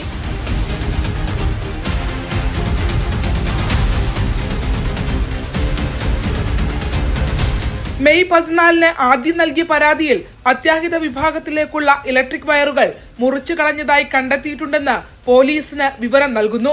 എന്നാൽ പോലീസ് അന്വേഷണം കാര്യമായി ഉണ്ടായില്ലെന്ന് മാത്രമല്ല, കഴിഞ്ഞ 11-ന് വീണ്ടും സമാനമായ സംഭവം ആശുപത്രിയിൽ ആവർത്തിക്കുകയായിരുന്നു. തുടർന്നാണ് ചേർത്തല DYSPക്ക് വീണ്ടും പരാതി നൽകിയത്. മികച്ച രീതിയിൽ പ്രവർത്തിക്കുന്ന ആശുപത്രിയിൽ ചില ജീവനക്കാരുടെ കൂടെ പിന്തുണയോടെയാണ് രോഗികളുടെ ജീവനടക്കം പ്രശ്നം സൃഷ്ടിക്കുന്ന സംഭവങ്ങൾ നടന്നതായാണ് വിലയിരുത്തൽ. തൊട്ടടുത്തുള്ള 2 സ്വകാര്യ ആശുപത്രികളെ സഹായിക്കാനാണ് നീക്കമെന്ന ആരോപണം ശക്തമാണ്. വിശ്വസിച്ചെത്തുന്ന രോഗികളുടെ ജീവൻ വെച്ച് പന്താടുന്ന അത്യന്തം ഗൗരവകരമായ കുറ്റമാണ് ചേർത്തല താലൂക്ക് ആശുപത്രിയിൽ നടന്നത്. ഇതിനു പിന്നിൽ ആശുപത്രി ജീവനക്കാരുടെ ഒത്താശയോടുകൂടിയുള്ള സ്വകാര്യ സ്കാനിംഗ് സെന്റർ ലോബിയാണെന്നാണ് ആരോപണം ഉയർന്നത്.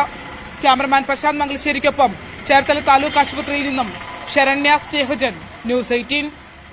ശരണ്യ ചേരുന്നുണ്ട്. ഈ വാർത്തയുടെ വിവരങ്ങൾ ശരണ്യ ഞെട്ടിക്കുന്നതാണ്. ഒരു താലൂക്ക് ആശുപത്രിയുടെ വൈദ്യുതി ബന്ധം അത് ബോധപൂർവം തകരാറിലാക്കിയൊക്കെ ഒരു ലോബി പ്രവർത്തിക്കുന്നുണ്ടെങ്കിൽ അത് വെളിച്ചത്ത് കൊണ്ടുവരേണ്ട സാഹചര്യം തന്നെയാണ് ഉള്ളത്. ഇതിൽ പോലീസിന്റെ അന്വേഷണം എവിടെ വരെ എത്തിയ ശരണ്യ? എൽദോ, പോലീസ് അന്വേഷണം എവിടെയും എത്തിയിട്ടില്ല എന്നുള്ളതാണ് ഇത്രയും ഗൗരവകരമായ വിഷയത്തിൽ നമുക്ക് പറയാനുള്ളത്. കാരണം ഈ ആദ്യ സംഭവം നടക്കുന്നത് മെയ്യിലാണ്. മെയ് 14 നടക്കുന്ന സംഭവത്തിന് ശേഷം, അതായത് മെയ് 14 അസ്വാഭാവികമായ രീതിയിൽ കാഷ്വാലിറ്റിയിലൊക്കെയുള്ള, അത് ആശുപത്രിയുടെ അത്യാഹിത വിഭാഗമാണ്. കുറെ നാളുകളായി വളരെയധികം വിമർശനം കേട്ടുകൊണ്ടിരുന്ന ഒരു ആശുപത്രിയാണ് ചേർത്തല താലൂക്ക് ആശുപത്രി. സാധാരണ ആളുകൾക്ക്, അതായത് ആ പ്രദേശത്തൊക്കെ ഉള്ള കായലോര മേഖലകളിലും ഒക്കെയുള്ള സാധാരണ ആളുകൾക്ക് ആശ്രയിക്കാനുള്ള ആശുപത്രിയാണ്. പക്ഷെ ഇപ്പോ വലിയ മെച്ചപ്പെട്ട നിലയിലാണ് ഈ ആശുപത്രിയുടെ പ്രവർത്തനം മുന്നോട്ട് പോയിക്കൊണ്ടിരിക്കുന്നത്. എല്ലാ യൂണിറ്റുകളും പ്രവർത്തിക്കുന്നു, നിരവധി ശസ്ത്രക്രിയകൾ നടക്കുന്നു. ആ രീതിയിൽ മികച്ച ഒരു പ്രവർത്തനം കാഴ്ചവെക്കുകയും ആളുകൾ കൂടുതലായി ആശ്രയിക്കുകയും ചെയ്ത ഘട്ടത്തിലാണ് ഈ സംഭവങ്ങൾ നടക്കുന്നത് എന്നുള്ളതാണ് പ്രത്യേകത. ആദ്യം മെയ് 5-നാണ് കാഷ്വാലിറ്റിയിലേക്കുള്ള കണക്ഷനുകൾ ഇതേ രീതിയിൽ തകരാറിലാക്കിയതായി കണ്ടെത്തിയത്. അതായത് അത്യാഹിത വിഭാഗത്തിലേക്കുള്ള വൈദ്യുതി കണക്ഷൻ വിച്ഛേദിക്കപ്പെട്ടു. തുടർന്ന് നടത്തിയ പരിശോധനയിൽ കട്ടിംഗ് പ്ലെയറുകൾ ഉപയോഗിച്ച് അത്യാഹിത വിഭാഗത്തിലേക്ക് കണക്ഷൻ വരുന്ന വയറുകൾ മുറിച്ചു മാറ്റിയതായി കണ്ടെത്തിയിരുന്നു. തുടർന്ന് ഈ വിഷയത്തിന്റെ ഗൗരവം, കാരണം ആ ഒരു ആശുപത്രിയിൽ നമുക്കറിയാമല്ലോ, മറ്റ് പകര സംവിധാനങ്ങൾ പോലും ഉപയോഗിക്കാൻ പറ്റാത്ത രീതിയിൽ വൈദ്യുത ബന്ധം വിച്ഛേദിക്കപ്പെട്ടാൽ ഉണ്ടാകുന്ന പ്രശ്നങ്ങൾ അറിയാമല്ലോ. അത്തരം ഗൗരവകരമായ വിഷയമാണെന്ന് ചൂണ്ടിക്കാട്ടി ആശുപത്രി സൂപ്രണ്ട് ആദ്യം ചേർത്തല പോലീസിലാണ് പരാതി നൽകുന്നത്. പക്ഷേ അതിനകത്ത് കാര്യമായ അന്വേഷണമോ ഇത് ആരാണ് ഇതിന് പിന്നിൽ പ്രവർത്തിച്ചതെന്ന് കണ്ടെത്താനോ അവർക്ക് കഴിഞ്ഞില്ല എന്നുള്ളതാണ്. പിന്നീട് ഈ സംഭവം വീണ്ടും ആവർത്തിച്ചു എന്നുള്ളതാണ്. 11-ാം തീയതി ഞായറാഴ്ച രാത്രി 8 മണിയോടുകൂടി CT സ്കാനുകളുടെ എക്സ്റേ യൂണിറ്റിലേക്കും CT സ്കാനിലേക്കും വരുന്ന വൈദ്യുതി കണക്ഷനിൽ വോൾട്ടേജിന് വലിയ ഫ്ലക്ച്വേഷൻ കാണിച്ചു. അതായത് ഹൈ ലോ വോൾട്ടേജുകളിലായി മാറി മറിയുന്നു. അങ്ങനെയാണെങ്കിൽ ഇത് തുടർന്നു പോയാൽ ആ മെഷീനുകൾ നശിക്കുമെന്നുള്ള കാര്യം ഉറപ്പായിരുന്നു. പിന്നീട് അടിയന്തരമായി ആ യൂണിറ്റ് നിർത്തിവെക്കാനാണ് ആശുപത്രിയുടെ ഭാഗത്ത് നിർദ്ദേശം. അതായത് ഇതുമായി ബന്ധപ്പെട്ട് KMML അടക്കം അറിയിക്കുകയും അവർ മെഷീൻ നിർത്തിവെക്കാൻ പറയുകയും ചെയ്തു. പിറ്റേ ദിവസം നടത്തിയ പരിശോധനയിലാണ് എർത്ത് സപ്ലൈ, അതായത് ഈ മുറികളിലേക്കുള്ള കണക്ഷന്റെ എർത്ത് സപ്ലൈ പ്ലയറുകൾ ഉപയോഗിച്ച് മുറിച്ച് മാറ്റിയിട്ടുള്ളതായി കണ്ടെത്തിയത്. അതായത് ആശുപത്രിക്കകത്ത് തന്നെയുള്ള ആരുടെയോ സഹായത്തോടെയാണ് ഈ കാര്യങ്ങൾ നടത്തുന്നത് എന്നുള്ള കാര്യം 100% ഉറപ്പാണ്. കാരണം അത് സൂപ്രണ്ട് തന്നെ നമ്മളോട് സ്ഥിരീകരിക്കുന്നുണ്ട്.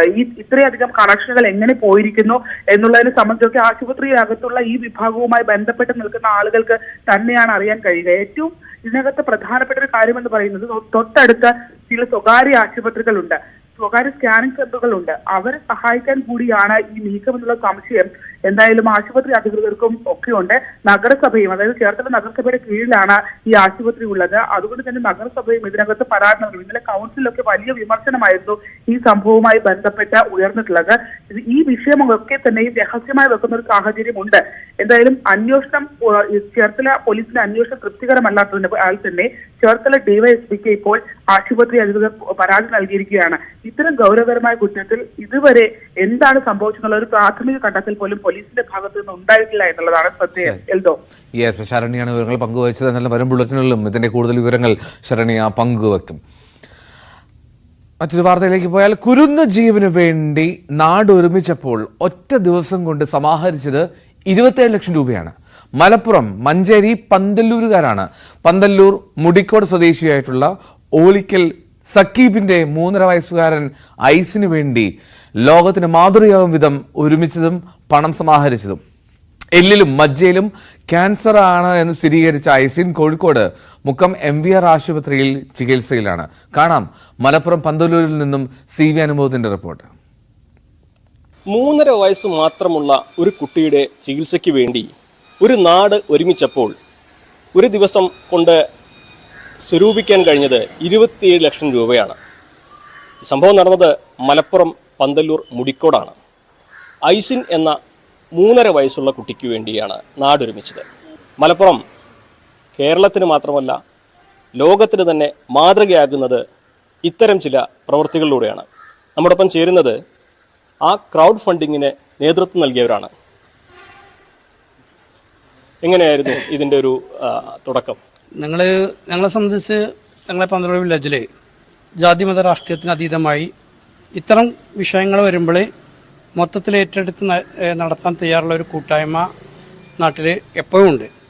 ഇപ്പോൾ ഈ വിഷയത്തിന് മുമ്പ് ഞങ്ങൾക്ക് കഴിഞ്ഞ വർഷം ഞങ്ങൾ 2 കിഡ്നി രോഗികൾക്ക് വേണ്ടി 30 ലക്ഷത്തോളം രൂപ, അതല്ലെങ്കിൽ 30 ലക്ഷത്തിൽ പരം രൂപ ഞങ്ങൾ കളക്ട് ചെയ്ത് 2 കിഡ്നി രോഗികളുടെ സർജറി നടത്തി അവരുടെ തുടർ ചികിത്സ നടത്തിക്കൊണ്ടിരിക്കുകയാണ്. അതിൻ്റെ മുൻ വർഷങ്ങളിലും ഇതേപോലെ 15, 20, 25 ലക്ഷം രൂപ പിരിച്ചെടുത്ത് ഇതുപോലുള്ള സഹായം ഞങ്ങൾ ചെയ്തിട്ടുണ്ട്. പക്ഷെ അതൊക്കെ ഞങ്ങൾ അന്ന് ചെയ്ത രീതി എന്തായിരുന്നു വെച്ചാൽ, ഞങ്ങൾക്ക് പരിചയമില്ലാത്ത അല്ലെങ്കിൽ ഞങ്ങളെ പരിചയമില്ലാത്ത ഒരുപാട് ആളുകളുടെ മുൻപിൽ വിവിധ പട്ടണങ്ങളിൽ വിവിധ ക്ലബിൻ്റെ കീഴിൽ അതത് പ്രദേശത്തെ പൊതുപ്രവർത്തകർ കൂടിയിട്ട് ബക്കറ്റ് പിടിച്ച് കളക്ഷൻ നടത്തിയതിന് പതിവ്. അങ്ങനെ 25-30 ലക്ഷം രൂപയൊക്കെ ഞങ്ങൾ ഓരോ കേസുകൾക്ക് വേണ്ടി ഉണ്ടാക്കിയിട്ടുണ്ട്. അതിപ്പോഴും തുടർന്ന് പോകുന്നുണ്ട്. അത്തരം രോഗികൾക്കൊക്കെ പരിചരണം കൊടുത്തുകൊണ്ടിരിക്കുന്നുണ്ട്. ഇതിങ്ങനെ വിഷയം, കൊച്ചുമോൻ്റെ വിഷയം ഞങ്ങളുടെ മുമ്പിൽ വന്നപ്പോൾ ഞങ്ങൾ ഇവിടെ തന്നെ ഒരുമിച്ച് കൂടി നമ്മൾ എന്ത് ചെയ്യണമെന്ന് കുറിച്ച് ചർച്ച ചെയ്തപ്പോഴേ മറ്റുള്ള കേസുകൾക്കൊക്കെ നമ്മൾ പുറത്ത് നാട്ടിൽ നിന്ന് പോയിട്ടാണ് പിരിച്ചിട്ടുള്ളത്. എന്നാൽ നമുക്ക് ഇത് നമ്മുടെ പന്തലൂർ വില്ലേജിൽ നിന്ന് തന്നെ പിരിച്ചെടുക്കുക എന്നുള്ള ഒരു തീരുമാനത്തിലെത്തുകയും അതിൻ്റെ അടിസ്ഥാനത്തിൽ ഞങ്ങളൊരു ദിവസം തീരുമാനിച്ച് ആ ദിവസം ഞങ്ങളുടെ വില്ലേജിൻ്റെ ഒരറ്റം മുതൽ മറ്റേ അറ്റം വരെ ആ തൊട്ട വില്ലേജിന് രണ്ടറ്റത്തും തൊട്ടടുത്ത പ്രദേശങ്ങൾ ഉൾപ്പെടെയുള്ളവർ ഒരു ദിവസം ഇറങ്ങാൻ തീരുമാനിക്കുകയും അങ്ങനെ ഞങ്ങൾ ഓരോ പ്രദേശത്ത് സ്ക്വാഡുകളായി രൂപീകരിച്ച് 4-5 സ്ക്വാഡുകളായി രൂപീകരിച്ച് എല്ലാ വീടുകളും കയറുകയാണ് ചെയ്തത്. നമ്മൾ ഈ വീട്ടിൽ കയറി ചെല്ലുമ്പോൾ ഞാൻ അതിൽപ്പെട്ട ഒരാളാണല്ലോ. നമുക്കുണ്ടായ അനുഭവം എന്താ വെച്ചാൽ ഓരോ ഉമ്മമാരും നമ്മളെ കാത്തിരിക്കുകയാണ് ഈ മോൻ്റെ ചികിത്സയ്ക്ക് വേണ്ടി പൈസ തരാൻ വേണ്ടി. ഇപ്പം നിങ്ങളെ വീട്ടിൽ നിന്ന് ഞങ്ങൾക്ക് കാശ് കിട്ടിയിട്ടുണ്ട്, അല്ലെങ്കിൽ നിങ്ങളെ അച്ഛൻ അല്ലെങ്കിൽ നിങ്ങളെ ഉപ്പ തന്നിട്ടുണ്ട് എന്ന് പറയുമ്പോഴും ഇത് ഞങ്ങളെ വക ആയിക്കോട്ടെ എന്ന് പറഞ്ഞ് അവർ വീണ്ടും തരികയാണ്. അങ്ങനെയാണ് ഞങ്ങൾ ആ ഒരു ദിവസം കൊണ്ട് 20 ലക്ഷം രൂപ മറ്റൊരു ദിവസം ഞങ്ങൾ പിരിച്ചെടുത്തു. അതിന് തൊട്ട് മുമ്പ് ഈ നമ്മൾ ഗൂഗിൾ പേ അക്കൗണ്ട് വഴി കുറച്ച് പൈസ ഞങ്ങളുടെ നാട്ടിൽ നിന്നും അല്ലാതെ ഞങ്ങൾക്ക് വന്നിട്ടുണ്ട്. നമ്മളൊരു 15-20 ലക്ഷം രൂപയാണ് നമ്മൾ ടാർഗറ്റ്.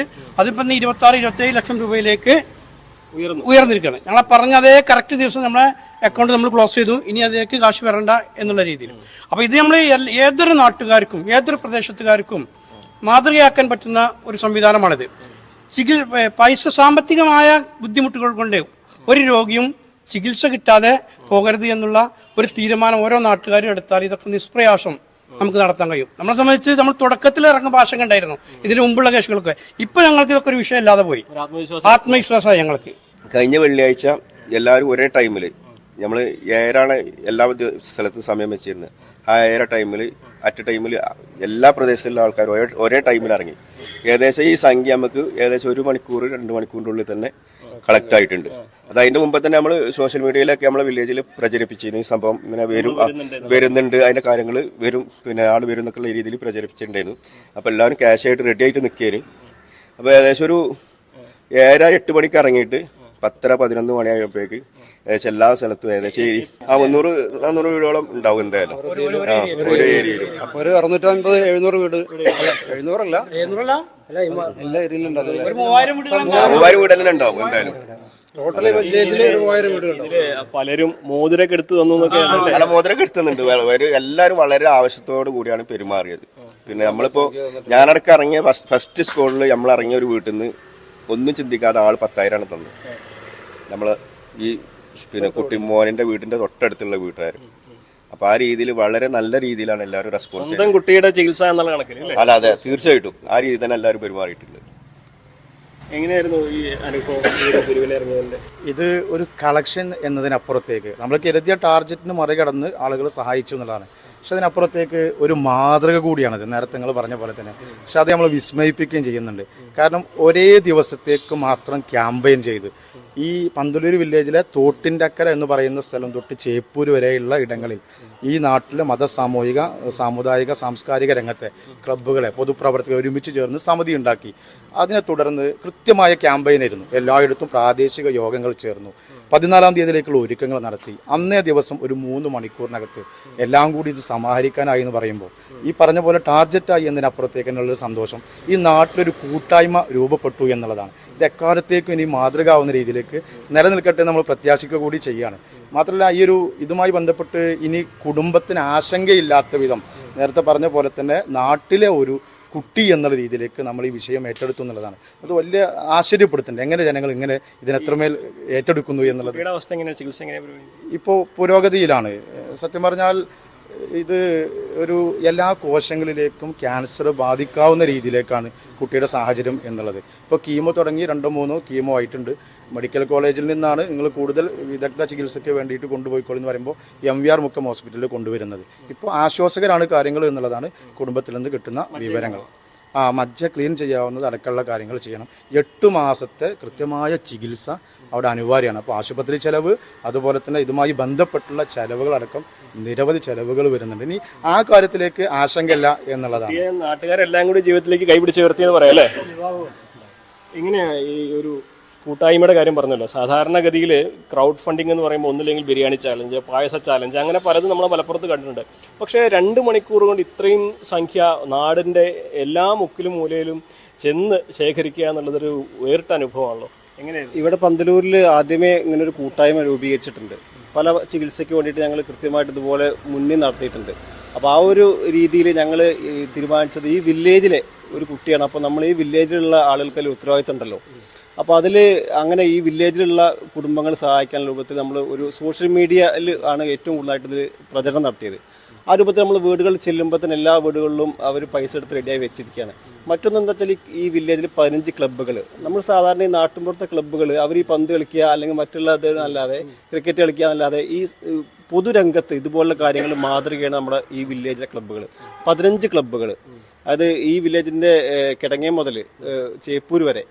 അവരുടെ പേരുകളൊന്നും ഞാൻ ഒന്ന് പറയാം. അത് എക്കോ ചേപ്പൂര്, അതുപോലെ തന്നെ golden star Chittathupara, PYC Pulikkal, അതുപോലെ മില്ലുംപടിയിലുള്ള വിക്ടറി മില്ലുംപടി, പാസ്ക് പന്തലൂര്, KYC കടമ്പോട്, അതുപോലെ CHCC മുടിക്കോട്, MFC മുടിക്കോട്, അതുപോലെ തെക്കുംപാടുള്ള യുവതാര തെക്കുംപാട്, അതുപോലെ കിഴക്കോറമ്പിലുള്ള ഫ്രണ്ട്സ്, വടക്കോറമ്പിലുള്ള ഷാവേസ്, അതുപോലെ ഗ്രീൻ ഫോഴ്സ്, കിടങ്ങയത്തുള്ള നവോത്ഥാനം ഗാലക്സി, അതുപോലെ തോട്ടിൻ്റെക്കരയുള്ള ഒരു ക്ലബ്ബ് കൂടി വെറൈറ്റി എന്ന ക്ലബ്ബ്. അങ്ങനെ ഇത്രയും ക്ലബ്ബുകൾ അവർ വളരെ എന്താ പറയുക, അവരൊക്കെ വളരെ ഉത്സാഹത്തോടെ രാവിലെ 7 മണിക്ക് തുടങ്ങി 11 മണിയോടുകൂടി അവസാനിച്ചു. അത്രയും പെട്ടെന്ന് തന്നെ നമുക്ക് ഓരോ സ്ക്വാഡുകളായി തിരിഞ്ഞിട്ട് നാട്ടിലുള്ള മറ്റെല്ലാ രാഷ്ട്രീയ പാർട്ടികളിലെ ആളുകളും അതുപോലെ തന്നെ എല്ലാ വിഭാഗത്തിലുള്ള ആളുകളും നന്നായിട്ട് സഹകരിച്ചു. ഇതൊരു മാതൃകയാണ്, ലോകത്തിൽ തന്നെ മാതൃകയാണ്. കാരണം വെച്ചാൽ എല്ലാവർക്കും മാതൃകയാക്കാവുന്ന ഒരു പ്രവർത്തനം, പ്രത്യേകിച്ച് ക്ലബ്ബുകളുടെ ഒരു രീതി അല്ലെങ്കിൽ അവരുടെ ഒരു സഹായം നമുക്ക് ഒരിക്കലും മറക്കാൻ പറ്റില്ല. ഈ ഫണ്ട് എങ്ങനെയാണ് കൊടുക്കുന്നത്? നമ്മൾ ഒരു സമിതി ഉണ്ടാക്കിയിട്ടുണ്ട്. കൺവീനർ നമ്മുടെ നിസാർ കൺവീനറും, അതുപോലെ തന്നെ MM അഹമ്മദ് ഹാജി ചെയർമാനും, MP അബ്ദുൽ അസീസ് മാസ്റ്റർ ട്രഷറായിട്ടുള്ള ഒരു കമ്മിറ്റി ഉണ്ട്. ആ കമ്മിറ്റിയുടെ പേരിൽ ബാങ്കിൽ അക്കൗണ്ട് തുടങ്ങിയിട്ട് അവിടെയാണ് ഈ പൈസ നിക്ഷേപിച്ചിട്ടുള്ളത്. ഇവർക്ക് കൃത്യമായിട്ട് ആവശ്യമായ പൈസ, ചികിത്സയ്ക്കുള്ള പൈസ കൃത്യമായി കൊടുക്കും. ഈ ഫണ്ട് ഒരിക്കലും ദുർവിനിയോഗം ചെയ്യരുത് എന്നുള്ളത് നമുക്കൊക്കെ നിർബന്ധമുള്ള കാര്യമാണ്. അതുകൊണ്ട് കൃത്യമായി ചികിത്സയ്ക്കുള്ള ഒരു ഫണ്ട് കൃത്യമായി അവർക്ക് പ്രയാസമില്ലാത്ത രൂപത്തിൽ എത്തിക്കും എന്നുള്ളതാണ് പറയാനുള്ളത്. ഞാണെങ്കിൽ നാടിൻ്റെ ഒരു കൂട്ടായ്മ അല്ലേ. കുറേ കാലത്തിന് മുൻപ് നമ്മൾ കേരളത്തിൽ പണ്ടത്തെ കാലത്തുണ്ടായിരുന്ന ഒരു ഐക്യവും സ്നേഹമൊക്കെ ഇപ്പോൾ പലരും സാമൂഹ്യ മാധ്യമത്തിൽ പലതരത്തിൽ പ്രചാരണം കൊണ്ട് മാറ്റിയിരിക്കുകയാണ്. അപ്പോൾ അതിനൊക്കെ ഒരു മറുപടിയാണല്ലോ ഈ കൂട്ടായ്മ അല്ലേ? ഞങ്ങൾ പന്തല്ലൂരിനെ സംബന്ധിച്ചിടത്തോളം പഴയ കാലം തൊട്ട് എത്രയും വലിയൊരു കൂട്ടായ്മ ഉള്ളതാണ്. ഇവിടെ രാഷ്ട്രീയ സംഘടന അതല്ലെങ്കിൽ മറ്റ് മതസ്ഥർ എന്നുള്ളൊരു വ്യത്യാസമൊന്നുമില്ല. ജാതിവാദം എന്നാണ് ഇവിടെയുള്ള എല്ലാ കാര്യങ്ങളും നടത്തിപ്പോണത്. ഇതിലിപ്പോൾ പ്രത്യേകിച്ച് ബാബുവാണ് ഇതിന് ഒന്നാമതായിട്ട്. അയാളിപ്പോൾ ഹൈന്ദവ സുഹൃത്താണ്. ഇതിപ്പോൾ അങ്ങനെയെങ്കിലും അതൊന്നും നോക്കിയിട്ടില്ല. ഇവിടെ വളരെ അങ്ങേറ്റം വലിയ ഇതിൽ സത്യം പ്രത്യേകിച്ച് യുവാക്കളെ ഇവരെ എത്രമാത്രം അഭിനന്ദിക്കണം എന്നുള്ളതാണ് ഇപ്പോൾ പറഞ്ഞാൽ തീരാത്തത്. കാരണം ഈ സംഖ്യൻ്റെ വലുപ്പമല്ല, ഇവരെ പ്രവർത്തനം, ഇവിടെയുള്ള കുട്ടികൾ, ഞങ്ങൾ ഈ പന്തല്ലൂർ വില്ലേജിലുള്ള ഈ ക്ലബിൻ്റെ കുട്ടികളുണ്ടല്ലോ, അവരെ എത്ര ബഹുമാനിക്കണം, അഭിനന്ദിച്ചാൽ മതിയാവില്ല. അത്രയും വലിയൊരു ഇതാണ് അവർ ചെയ്തത്. ഇനിയിപ്പോൾ ഇവർക്കെല്ലാം ഒരു പ്രാർത്ഥനയുള്ള കുട്ടി എത്രയും വേഗം ജീവിതത്തിലേക്ക് തിരിച്ചെത്തുക, അസുഖം പൂർണ്ണമായി മാറുക എന്നുള്ളത്. എന്നാണെങ്കിലും കേരളത്തിനും ലോകത്തിനും ഒക്കെ ഈ പന്തല്ലൂരിനെ മാതൃകയാക്കാം. ഇതാണ് ഇവിടെ നിന്നുള്ള ദ റിയൽ കേരള സ്റ്റോറി. കാരണം ഒരു ജീവനേക്കാൾ വലുതായി മറ്റൊന്നുമില്ല. അതിനുവേണ്ടി നാട് മുഴുവൻ ഒന്നിച്ച മനോഹരമായ ഒരു കാഴ്ചയാണ് പന്തല്ലൂരിൽ കഴിഞ്ഞ ദിവസം നമ്മളെല്ലാം കണ്ടത്. പന്തല്ലൂരിൽ നിന്നും CV അനുമോദ്, ന്യൂസ് 18. എത്ര ഭംഗിയേറെ, എത്ര സന്തോഷം നൽകുന്ന ഒരു വാർത്തയാണത്. എന്നാലും മലപ്പുറം മഞ്ചേരി പന്തല്ലൂരുകാർക്ക് ഒരു ബിഗ് സല്യൂട്ട്. ഒരു കുരുന്നിന് വേണ്ടി ഇത്തരത്തിലൊരു വലിയൊരു കൂട്ടായ്മ ഉണ്ടാക്കിയതിനും അങ്ങനെ ധനസമാഹരണം നടത്തിയതിനും. കാക്കനാട് DLF ഫ്ളാറ്റിലുണ്ടായ പകർച്ചവ്യാധിയിൽ ആശങ്കയുമായി പ്രദേശവാസികൾ.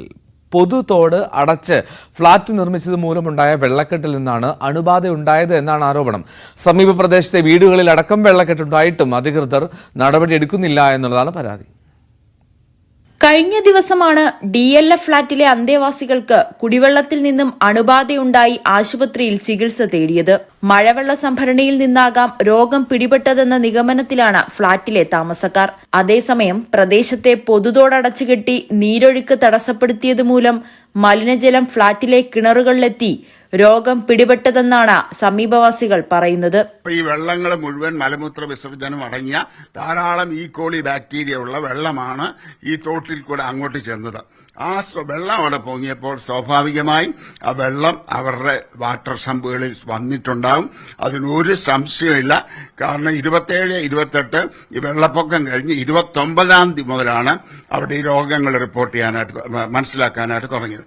കഴിഞ്ഞ ആഴ്ച പെയ്ത ശക്തമായ മഴയിൽ DLF ഫ്ളാറ്റിലെ സമീപ പ്രദേശമായ ദർശൻ നഗർ, ഗ്രീൻ ഗാർഡൻ എന്നിവിടങ്ങളിൽ രൂക്ഷമായ വെള്ളക്കെട്ടുണ്ടായി.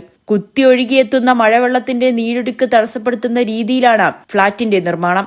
ഇതോടെ കടമ്പ്രയാറിലേക്കുള്ള വെള്ളമൊഴുക്ക് തടസ്സപ്പെട്ടു. അതിന്റെ ഫലമായി സമീപത്തെ വീടുകളിലും വെള്ളം കയറി വലിയ നാശനഷ്ടമുണ്ടായി. അപ്പൊ ഈ പ്രദേശത്തുള്ള സകല വെള്ളവും മഴ പെയ്യുമ്പോൾ ഇവിടേക്കാണ് വരുന്നത്. അതുകൊണ്ടാണ് മെയ് 27, 28 ദിവസങ്ങളുണ്ടായ മഴ സമയത്ത് ഭയങ്കരമായ വെള്ളം ഇതിനകത്തേക്ക് ഇറച്ചു കയറി. ഞങ്ങളുടെയൊക്കെ ഈ കോളനിയിൽ അനേകം പേരുടെ കാറുകൾ പലതും വെള്ളത്തിലായിപ്പോയി. ഇങ്ങനെ ഒരുപാട് പേരുടെ വണ്ടികൾക്ക് കാര്യമായിട്ട് നാശനഷ്ടമുണ്ടായി. 3 വീടുകളിൽ വെള്ളം 2 പ്രാവശ്യം താഴത്തെ നിലയിൽ കയറി. ഇത്രയെല്ലാം പ്രയാസമുണ്ടായി. ഫ്ളാറ്റ് അധികൃതർ മൂടിയ പൊതുതോട് പുനഃസ്ഥാപിക്കണമെന്നാണ് സമീപവാസികളുടെ ആവശ്യം. ന്യൂസ് 18 കൊച്ചി. ഏറ്റുമാനൂർ ബൈപ്പാസിലെ സോളാർ ലൈറ്റുകൾ അപകടാവസ്ഥയിലാണ്. ലൈറ്റുകൾ സ്ഥാപിച്ച് 1 മാസത്തോളം പിന്നിടുമ്പോൾ വശങ്ങളിലേക്കായി ഇവ ചെരിഞ്ഞു. തൂണുകൾ വേണ്ട വിധം നിലത്തുറപ്പിക്കാത്തതാണ് ലൈറ്റുകൾ ചെരിയാൻ കാരണമായി പറയപ്പെടുന്നത്. ഏറ്റുമാനൂരിലെ പട്ടിത്താനം മണർകാട് ബൈപ്പാസിൽ 1.8 കിലോമീറ്ററോളം ദൂരമാണ് സോളാർ വഴിവിളക്കുകൾ സ്ഥാപിച്ചത്. 1 കോടിയോളം രൂപ മുടക്കിയാണ് വിളക്കുകൾ സ്ഥാപിച്ചത്. എന്നാൽ 1 മാസമാകും മുൻപ് ഇവ തകർന്നു വീഴുന്ന അവസ്ഥയായി. നമ്മുടെ ഈ മണർകാട് ബൈപ്പാസിലെ ഈ സോളാർ ലൈറ്റുകളെല്ലാം നല്ലതാണ്. പക്ഷേ അതിന്റെ ചോട്ടില് ബോൾട്ട് വിട്ടിട്ടുണ്ട്. പക്ഷെ മണ്ണ് ഇത് കോൺക്രീറ്റ് ചെയ്ത് മൂടാത്ത കാരണം ഇത് ഓരോന്നും ചെരിഞ്ഞ് ഇവിടെ തൊട്ട് നമ്മുടെ പട്ടിത്താനക്കാലം തൊട്ട് ഇങ്ങോട്ട് നോക്കി അറിയാം, മിക്ക സോളാർ ലൈറ്റുകളും ചെരിഞ്ഞാണ്. ഇത് അപകടം ഉണ്ടാകുന്ന രീതിയിലാണ്. ചെരിഞ്ഞ് മഴയത്ത് ഇങ്ങോട്ട് വീണ് കഴിഞ്ഞാൽ വല്ല വണ്ടിയുടെ മൊത്തം ആൾക്കാർ മൊത്തം എന്തെങ്കിലുമൊക്കെ അപകടം ഉണ്ടാകുന്നതാണ്. അതിനുവേണ്ട പരിഹാരം എത്രയും പെട്ടെന്ന് ഉണ്ടാക്കി തരുന്നത് താഴ്മയായി അപേക്ഷിക്കുന്നു. ദിവസേന ആയിരക്കണക്കിന് വാഹനങ്ങൾ കടന്നുപോകുന്ന റോഡിലാണ് വഴിവിളക്കുകൾ ഉറപ്പില്ലാതെ നിൽക്കുന്നത്. അപ്രതീക്ഷിതമായി ലൈറ്റുകൾ റോഡിലേക്ക് പതിച്ചാൽ വലിയ അപകടത്തിന് കാരണമായേക്കാം. വിഷയത്തിൽ അടിയന്തര ഇടപെടൽ വേണമെന്നാണ് പ്രദേശവാസികളുടെ ആവശ്യം. ന്യൂസ് 18 കോട്ടയം. തമിഴ്നാട്ടിലെ കള്ളക്കുറിച്ചിയിലെ വ്യാജമദ്യ ദുരന്തത്തിൽ മരണം വീണ്ടും ഉയരുകയാണ്. 32 പേർക്ക് മരണം സംഭവിച്ചു എന്നുള്ളതാണ് ഏറ്റവും ഒടുവിൽ വരുന്ന റിപ്പോർട്ട്. 90-ലേറെ പേർ അവിടെ കള്ളക്കുറിച്ചിയിലെ ആശുപത്രിയിൽ ചികിത്സയിലാണ്. ഇതിലും പലരുടെയും നില ഗുരുതരമാണെന്നുള്ള വിവരമുണ്ട്. ഇന്നലെ ആണ് ഈ വ്യാജമദ്യ ദുരന്തത്തിന്റെ റിപ്പോർട്ടുകൾ പുറത്തേക്ക് വന്നത്. കരുണാപുരത്ത് നിന്ന് മദ്യം കഴിച്ചവരാണ് ഇത്തരത്തിൽ ദുരന്തത്തിൽപ്പെട്ടത്. 3 പേർ വീട്ടിൽ വെച്ച് മരിച്ചു. ഒരാൾക്ക് വയറുവേദനയെ തുടർന്ന് മരണം സംഭവിച്ചു. ഒരാൾക്ക് അപസ്മാരമുണ്ടായി എന്നുള്ള വിവരങ്ങളൊക്കെ വന്നു. എന്താണെങ്കിലും കടുത്ത നടപടികളിലേക്ക് സർക്കാർ കടന്നിട്ടുണ്ട്. മരണം ഉയരുന്നു എന്നുള്ളതാണ് ഏറ്റവും പ്രധാനപ്പെട്ട കാര്യം. ഇപ്പോൾ മരണം 32 പേരിലേക്ക് മരണസംഖ്യ ഉയർന്നു എന്നുള്ളതാണ് തമിഴ്നാട്ടിൽ നിന്ന് ലഭ്യമാകുന്ന വിവരങ്ങൾ.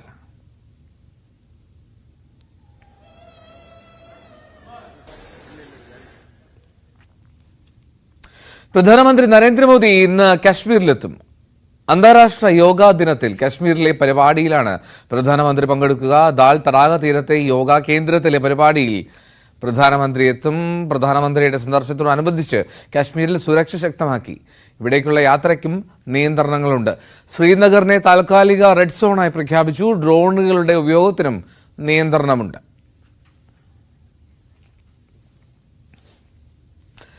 അപ്പോൾ ഈ കാഴ്ചയോടുകൂടി മോർണിംഗ് വൈബ്സിന്റെ സമയം പൂർത്തിയാവുകയാണ്. വീണ്ടും നാളെ കാണാം. രാവിലെ 7 മണിക്ക് മോർണിംഗ് വൈബ്സ് വീണ്ടും എത്തും. ഇടവേളയ്ക്ക് ശേഷം 9 മണിക്ക് വാർത്താരംഭം ഉണ്ടാകും. ന്യൂസ് 8-നൊപ്പം തന്നെ തുടരുക. നമസ്കാരം.